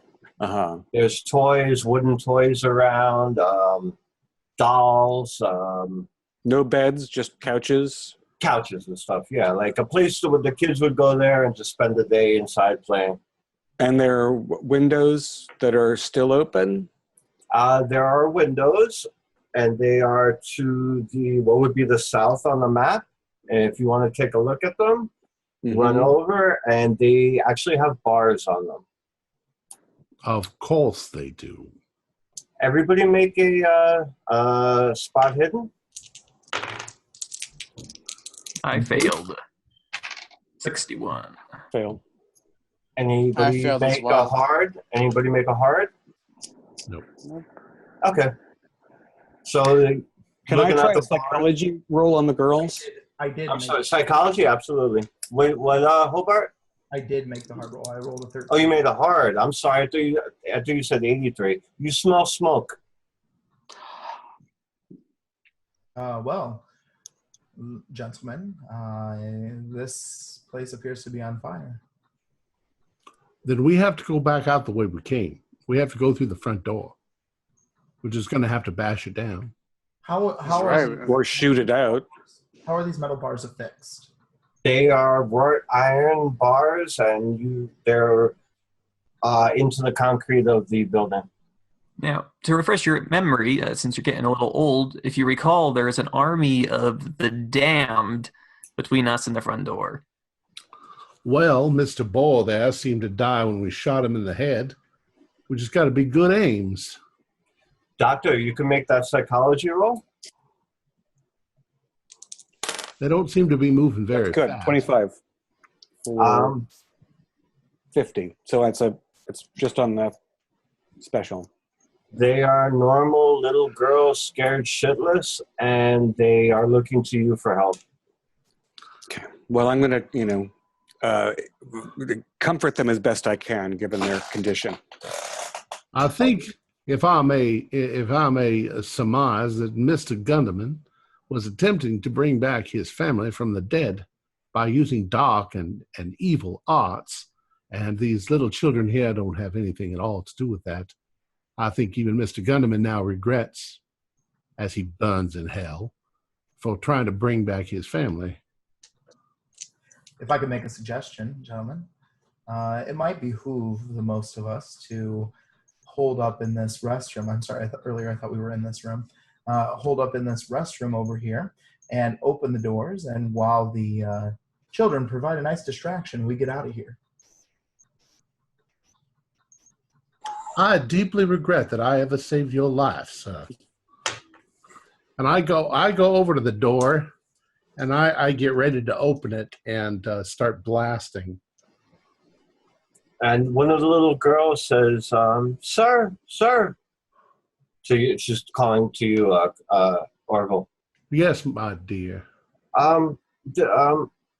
This might help. My daddy said in case there was ever trouble. Hold on. And she runs over to the fireplace and ducks in and stands up in it. And you hear some metal banging around. And you see she comes down and there's a .22 pistol in her hand. She's not pointing it. She's got it hanging, held by the bottom. Well, I take it from her, and I look at Mr. Dashwood. Mr. Dashwood? Yes. I fired a pistol in my day. So I I'll had take to. it from you. You take it, you open it, there's 6 shots in there. It's loaded. Excellent. Aim for the heads. How many I'm were there? wondering. Oh, there's 2 wives and 6 children. Yeah. I'm wondering. I've got a pretty good skill in medicine, a pretty good skill in natural world, and a surprising little bit of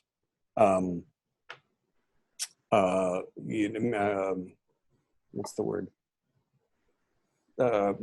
Supernatural awareness. So I'm wondering, I know that I've seen that they shot the boar successfully. But I'm wondering if there's a rule to figure out what the most effective weapon is against these reanimated things. Because I would normally think we've got all this liquor, we could try to set some of these corpses on fire, but they've already burnt. So is it smashing? And we've only got 2 weapons and 1 way out, and as far as we know, 8 unstoppably dead things. Well, you did see the boar get shot and it destroyed the head. That could be a possibility. But as a doctor, if you burn flesh and muscle, it can't move anymore. You think about the 2 mounted heads, and the heads were moving, but they couldn't do anything else because they didn't have bodies. So you figure if you could destroy part, if you take a leg out, you'll take a leg out. You take a head out, you'll take the head out. You feel safe to surmise that if there's no muscle tissue to move the bones, you don't think it'll move. So fire is definitely a viable option. All right. Now, and also in the kids' playroom, are there baseball bats or golf clubs or other useful tools? There is a couple croquet mallets. They're all girls, so there isn't any baseball. But there are a few croquet balls and a few croquet mallets. There is a wooden hobby horse. There is multiple dolls, lots of clothing, furniture. Oh, and an ashtray, too, for when the father was in there. You always smoke around your kids. Sure. Tap out the pipe. All right. I'm gonna pick up at least. I was carrying a knife. I don't know if I still have it. When I fled the ballroom, the hall. I can stick a croquet mallet under my arm, and I'm thinking I'm going to pick up a teddy bear too. Okay. For now. They're deadly, I just had a thought about strategy. What did you say we had? We had 2 women and we had 6 children. Yes? Correct. That's who he lost. Now, my first thought was going back to my cavalry days and just charging out there into the middle of them all and trying to wipe them out. But now that I think about it strategically, why don't we just let one of them in at a time and then beat the shit out of the one? Sorry, my language. I do apologize for my foul language. But why don't we just beat the shit out of one of them at a time until they're all gone? We've only got 8 pincer? Even the children pincer attack? They're dead. They're undead beasts. They're monsters. But they were once children. Yes, well, maybe you could give them some of your tincture and cure them. So... Yeah, you didn't seem to care about children before. I say we let Mr. Winkler let them in one at a time, and then we do the work. All right, I can just wait. I think that's a workable plan. I would like to keep Mrs. Dashwood, of course, out of harm's way. She can be over here with the children. Yeah, Yes. I'll take care Perhaps of you those. can comfort them, madam. Go help take I'll care do of my best. Now, So I'll mind probably you, the tell whole them. time that this conversation is going on, you hear that banging and thumping at the door. Perhaps it's better that Mr. Dashwood. Does Mr. Dashwood seem like the strongest individual in the room physically? No, I'm actually rather small. Oh, I'm dexterous and substantial, but I'm not terribly strong. I have a strength of 40. That's where I'm at. that's my strength. I'm just average at this point in my life. I used to be a stronger man. Anyways, let's just what we're going to have to do is open up the door, let one of them in, and then try to slam the door closed and keep the others out until we've killed the one that comes inside. I'll try to dispatch it with my gun first thing. Is there any difficulty in firing the gun through the door? We just going to destroy the door that's keeping them away.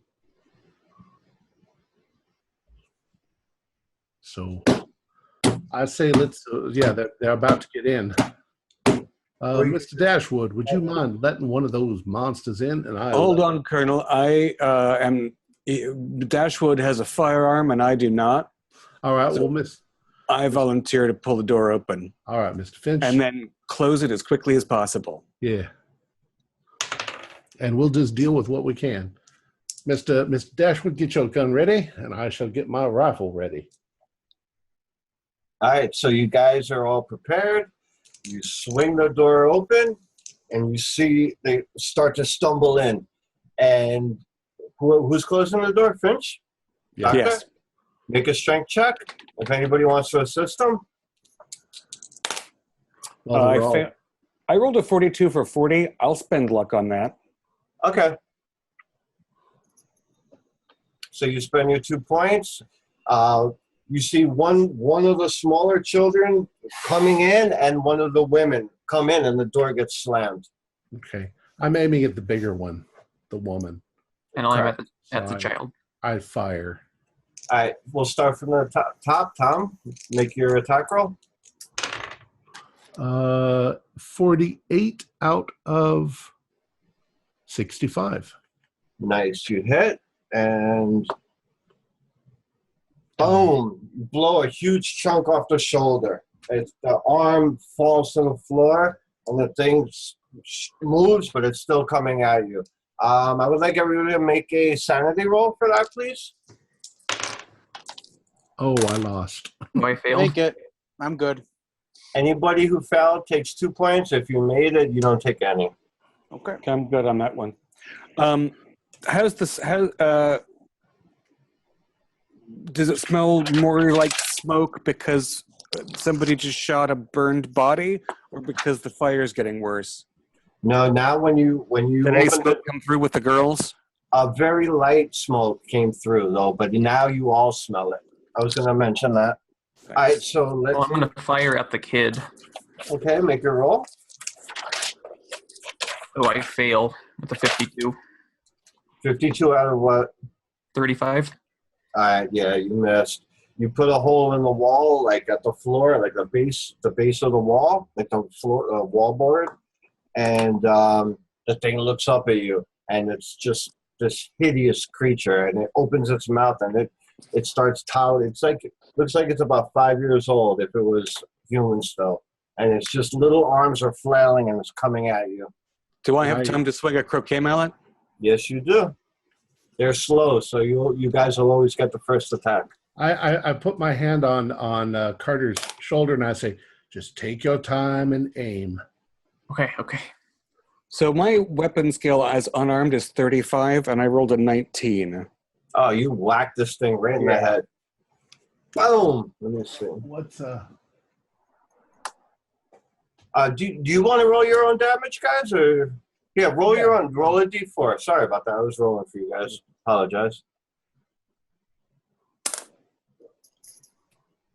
3. All right, so you bring the mallet down right on its little head, and you put like a nice dent in it, and you hear. And Hooray!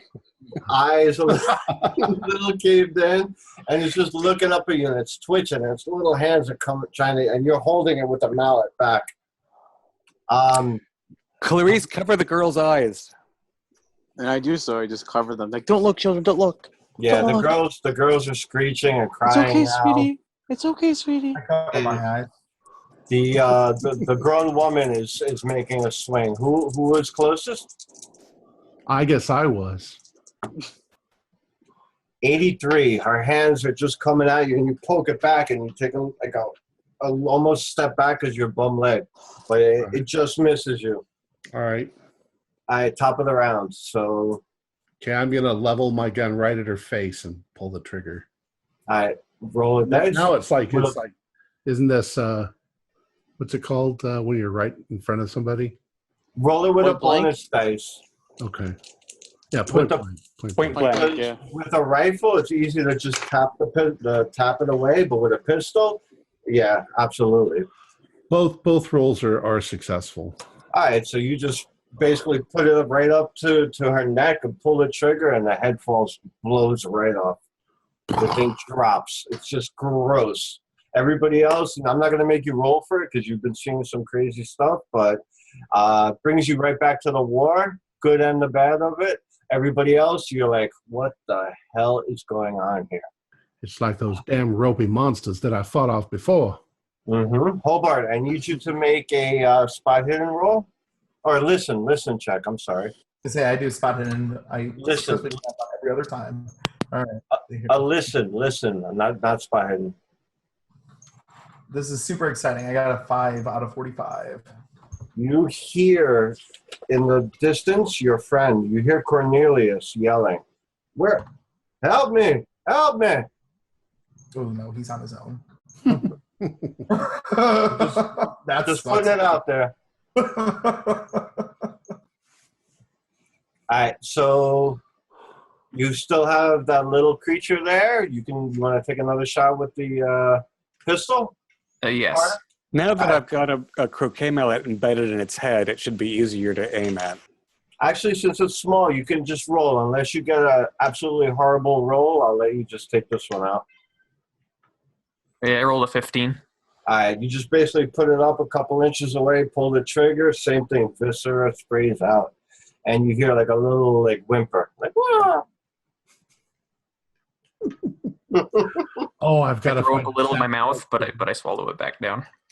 You hear this so creepy sound of little girls reciting Ring Around the Rosie. Ethereal giggling, and then you hear Ring Around the Rosie just being echoed through the whole building. And then the banging starts again on the door. Do we need a breather, or shall we just let the next one in? The longer we wait, the bigger the fire is going to get. Yeah, that's right. Okay, everyone on my 3, 1, 2, 3, pull. Door Siren. opens, and in stumbles Mr. Gunderson. And the door slams, and he looks up, and his face is bitten and eaten off. And he looks, and he just goes to attack. Oh. He's a little bit faster now, so... Okay. You said you were sorry! Oh, he's dead. He's clearly dead. Oh, I got 60 out of 65. All right, so you take a shot off at him. Roll, it's 1d8. Where'd that go? There it is. 1. It just, you blow his ear off. He turns at the last second, his ear just comes off. And he puts his hands up and he charges at you. Carter, do you want to take a shot? Yes. This would be your third shot, correct? Yep, I'm tracking it. Ooh, 84 is not going to cut it. Oh. All right, so you just pull up, and at the last second, he just, not even intentionally, he just staggers out of the way. The bullet goes right through the door. Little hole, though. Don't worry about that. And he's going for one of you two. Ooh.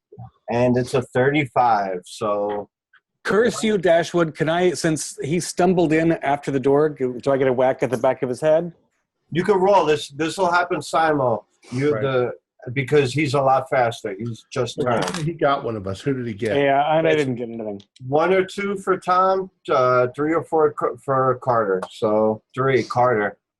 He's swinging at you, Carter, and his hand comes and makes connect. Only 1 point of damage. He didn't get you with the claws. He just hit you with the blunt of his wrist. But it came right across your neck and shoulder. It knocked you down a little bit. Yeah, Scared the shit out of you more than it hurt you. Yeah, it's gonna stumble back and my Now, hand's kind of Doctor? shaking at this point. Yes. Doctor, you going to swing at him with the mallet? Yeah, I rolled an 86. I didn't do anything.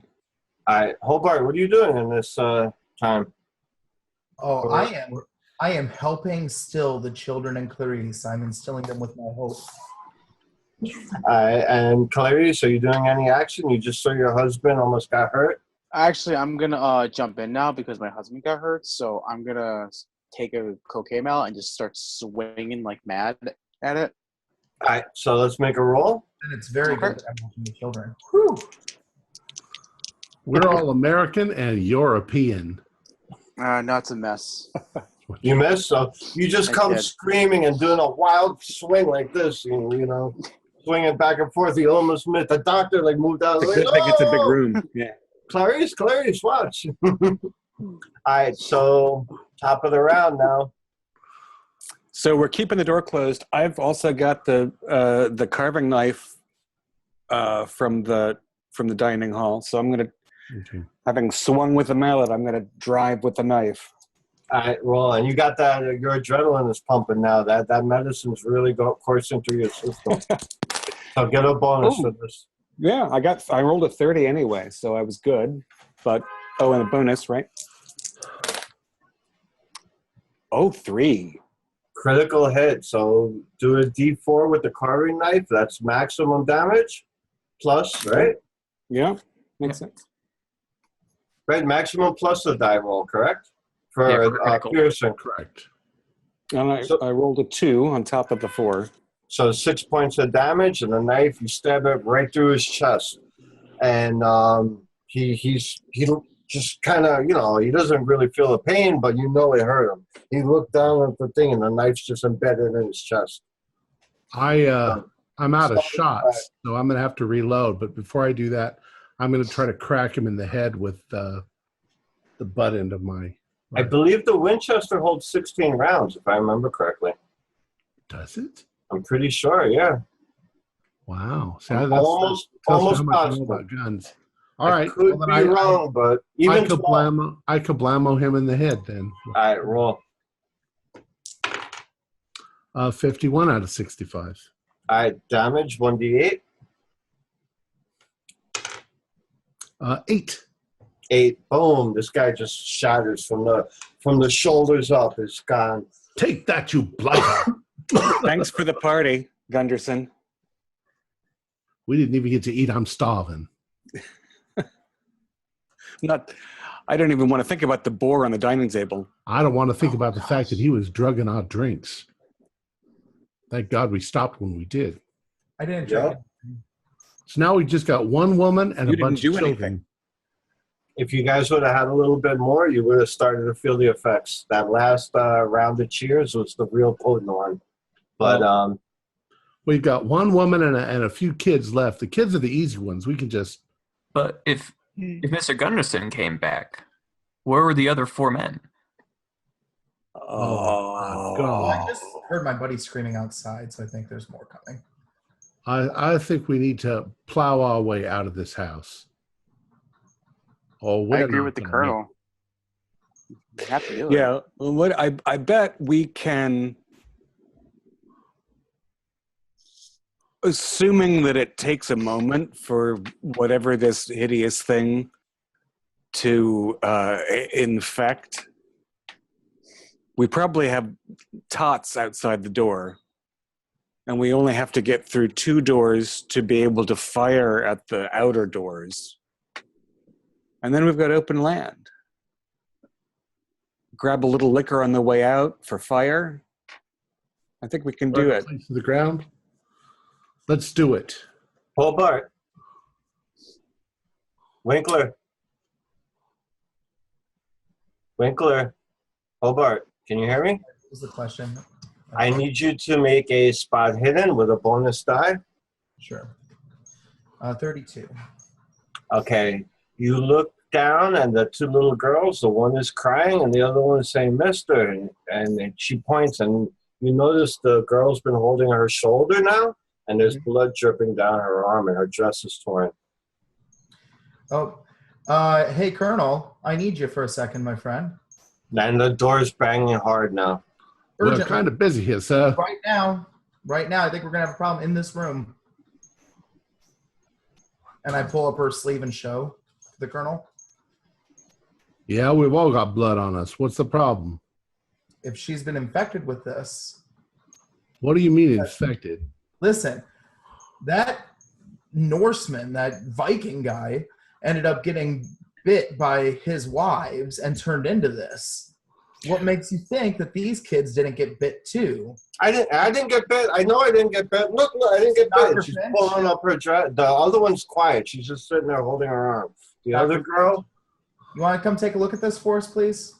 We don't have time for that, mister. Deal with it. This sick ritual was about bringing people back from the dead, not about some sort of Listerine infection from an Come take a individual. look at this and see if she was hurt in some way.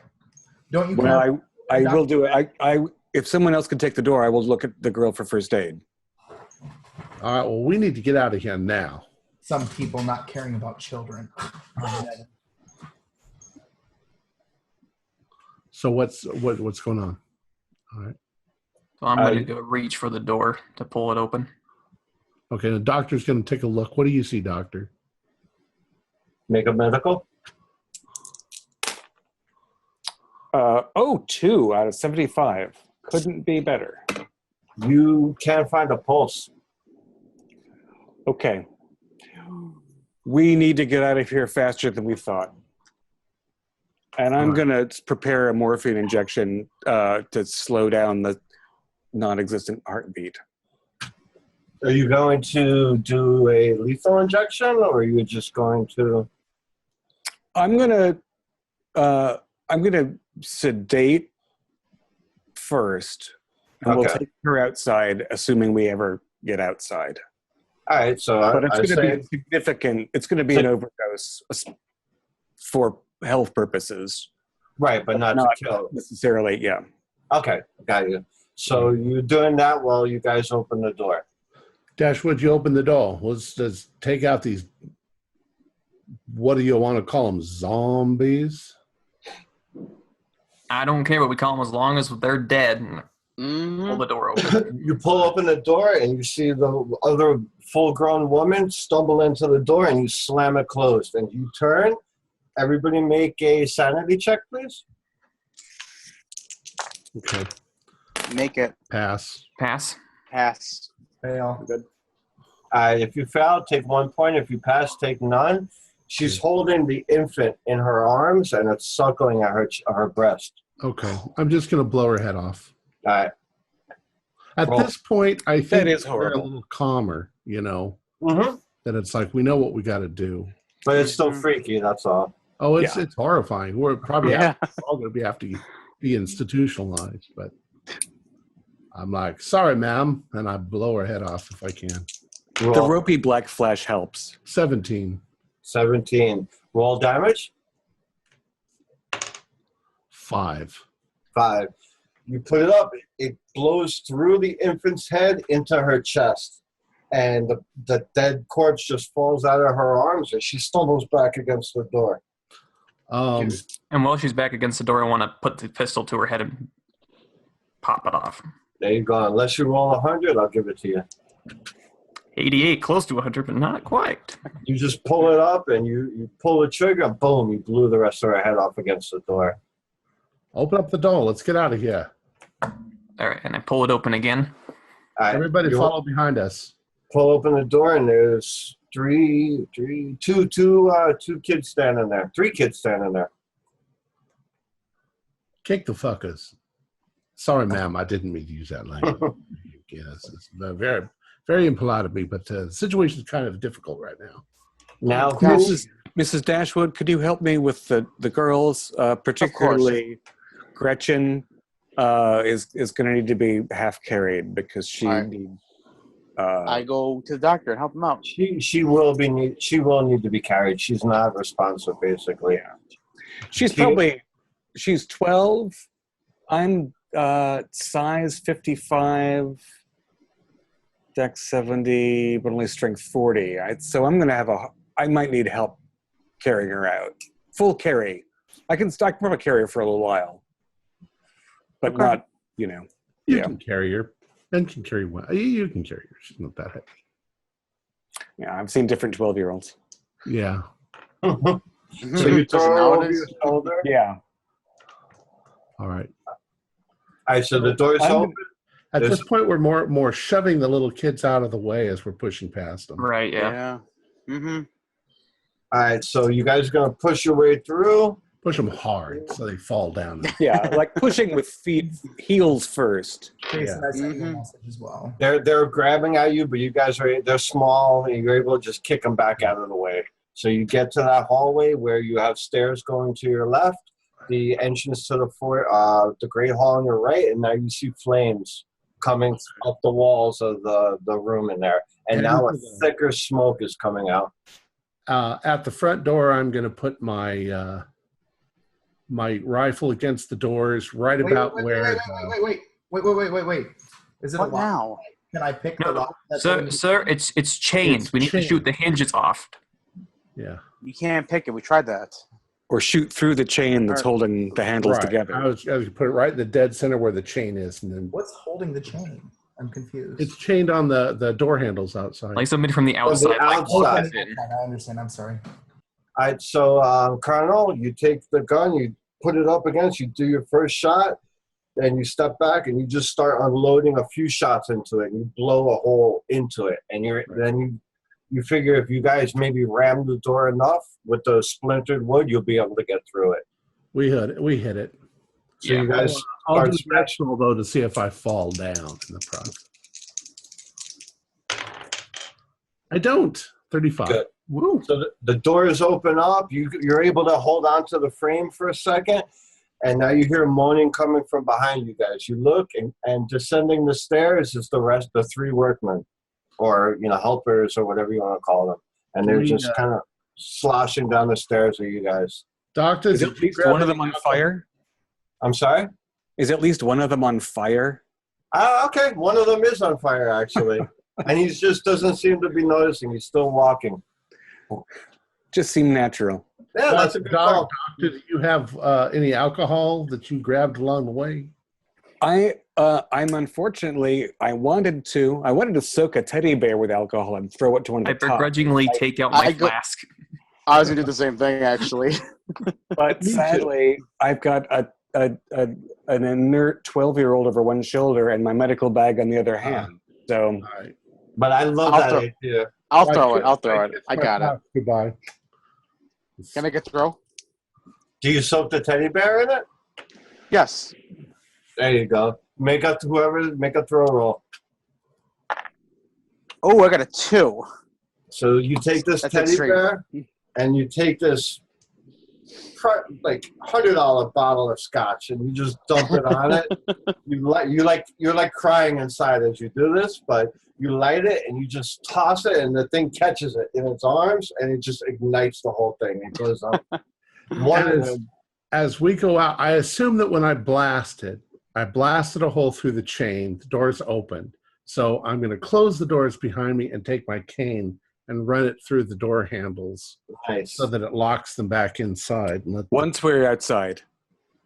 All right, so you guys get outside. He closes that. As you close that and you're stepping down, looking at the house, you see flames are licking up from the other windows. And you hear, "Winkler, you bastard, you left me in here." And then the house starts to go up in flames, and you guys just walk back and look up and like, how the hell did I wind up here? Now we can all do our sanity rolls. We got a golden ticket. So is it Gretchen or Inga that's unconscious and wounded? Gretchen is wounded. Inga is I don't want to say all right, but she's not wounded from the monsters, but she's forever damaged. She's not physically hurt. Correct. Mr. So, Finch. never mind. Dr. Finch is that little girl what I think she is? I do not understand what happened here, but I think we must be very careful and restrain her until we learn what has happened here. So who was right? You don't think that we should put her up on the porch? Who was right?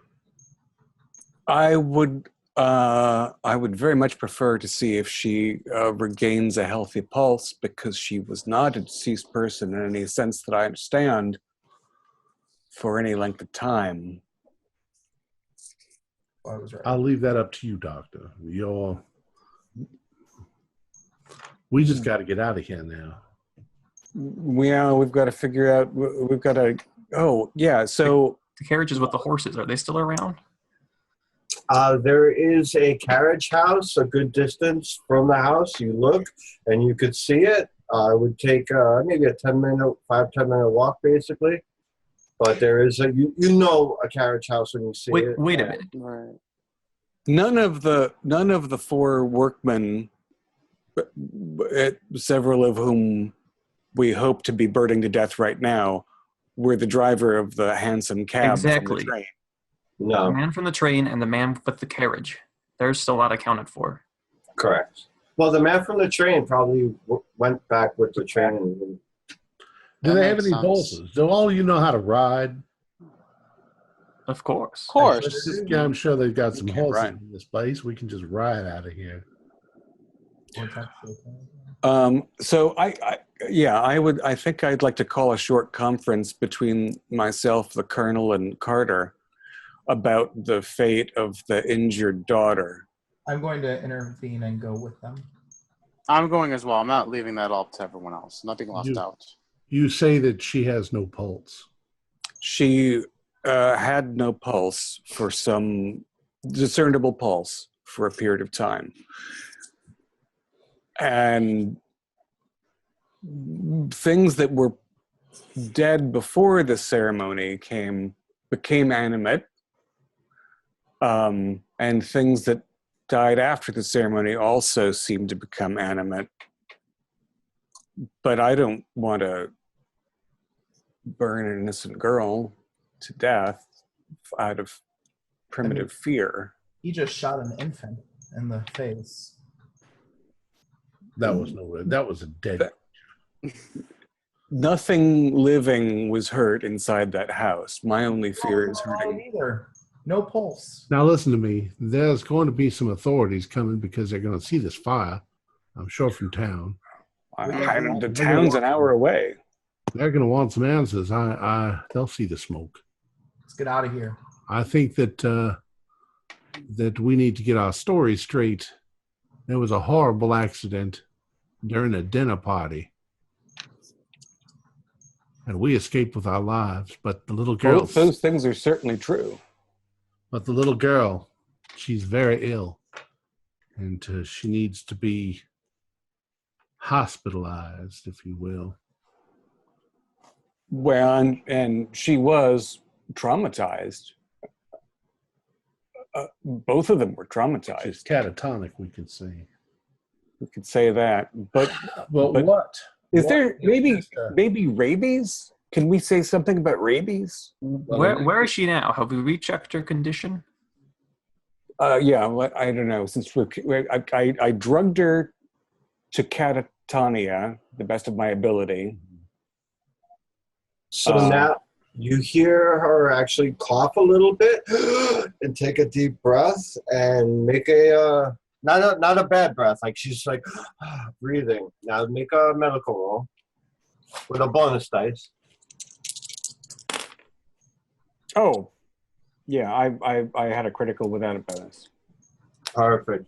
You feel that with the proper medical care, and maybe if you bandage her up and clean her wounds, maybe pour some alcohol on it, you think that she will be okay. Yeah, so I'll immediately first aid, and I can try to fast talk anybody who's a problem because I'm actually pretty convincing. Did anybody else try to check the other girl? She seems perfectly fine. Should Just we- traumatized. Yeah, you don't seem to see anything wrong with her. If it wasn't for the blood, would we have seen anything wrong with this girl? No. Well, yeah, because she was did very... not look. Yeah, she did Right. not look healthy. All right. And being that they're twins, looking at them, right next to each other, one looks like she's extremely sick, and the other one looks like she's just had a rough night.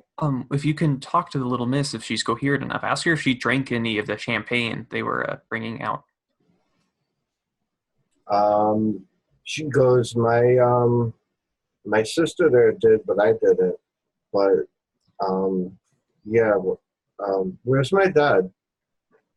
And she saw that whole thing. Yeah.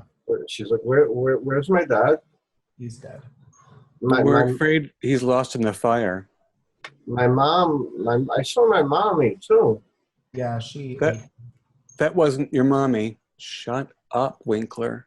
That wasn't your mommy. That was an experiment that went terribly awry, and it caused a terrible fire. And we're very sorry, but you're going to be okay. You know what's going to be a real problem for us, though, Colonel and Doctor? You've made this really intricate story, and these girls seem to be declaring that they've seen everything happen, including us shooting toddlers and people in the face. They've been traumatized, sir. And they're children. Nobody listens to children. They're little girls. What are you implying there, Winkler? I'm not sure. I want to know what Winkler is implying. All I'm implying is that they may be telling a different story than what you want to convey. Nobody. What I'm going to imply is that Mr. Winkler ought to go inside and see if he can retain the box full of his magical salve that he had brought to the house. It's a lovely idea. Yes. After. So at this point, you hear just from nowhere and everywhere that same creepy ring around the rosy sound. The sky turns a yellow, reddish color for a moment. You hear this evil laughter, and you all were judged. And then boom, nothing, like nothing ever happened. Well, the house is on fire and everything, but the sound is gone, everything's gone, and you're just sitting there and you hear crickets, and then that's it. It's the end of the game. Ooh, all right. That was All fun. right. But we survived. We Yep. Good did. job, everybody. Yeah. And we were Too brave. many- And we were fought. And everybody was awesome except for fucking Winkler. I was when he was saying like, played "Let's your see all the character very girls," well. I'm like, I'm tempted to shoot him in the leg and use his own plan. with I him was as the kind main- of tempted to say goodbye, Mr. Winkler. Come on, he's a slimy coward. Give him This a is why I wanted to slap him. and you played him really well. Now Thank to you. clear For those who have played with me outside of this, they know that I can play other types of characters as well. Sure. All now right. to clear up a couple questions before we end, if that's okay. Yeah. Please. All right. Yes. Basically, when everybody arrived there, the Gunderson actually wanted to he thought he could bring back his family. He met these 4 con men who convinced him that through mysticism and everything, that his wife and children would come back. All they were doing was taking his money for months at a time. For the last 4 months, they just were bleeding him dry. We need money for this. We need money for that. Oh, we need these special herbs. And he found the newspaper articles of you guys, and they just said, yeah, when you get them all here, we could do the ceremony. They had no intentions of doing anything but sneaking out. While this was all going on, Nir Lethotep just happened to be watching and wanted to fuck with everybody. And he wanted to see what little madness he could bring to these mortals and how they would react and what their moral judgments would be in a situation. And that's the game. Cool.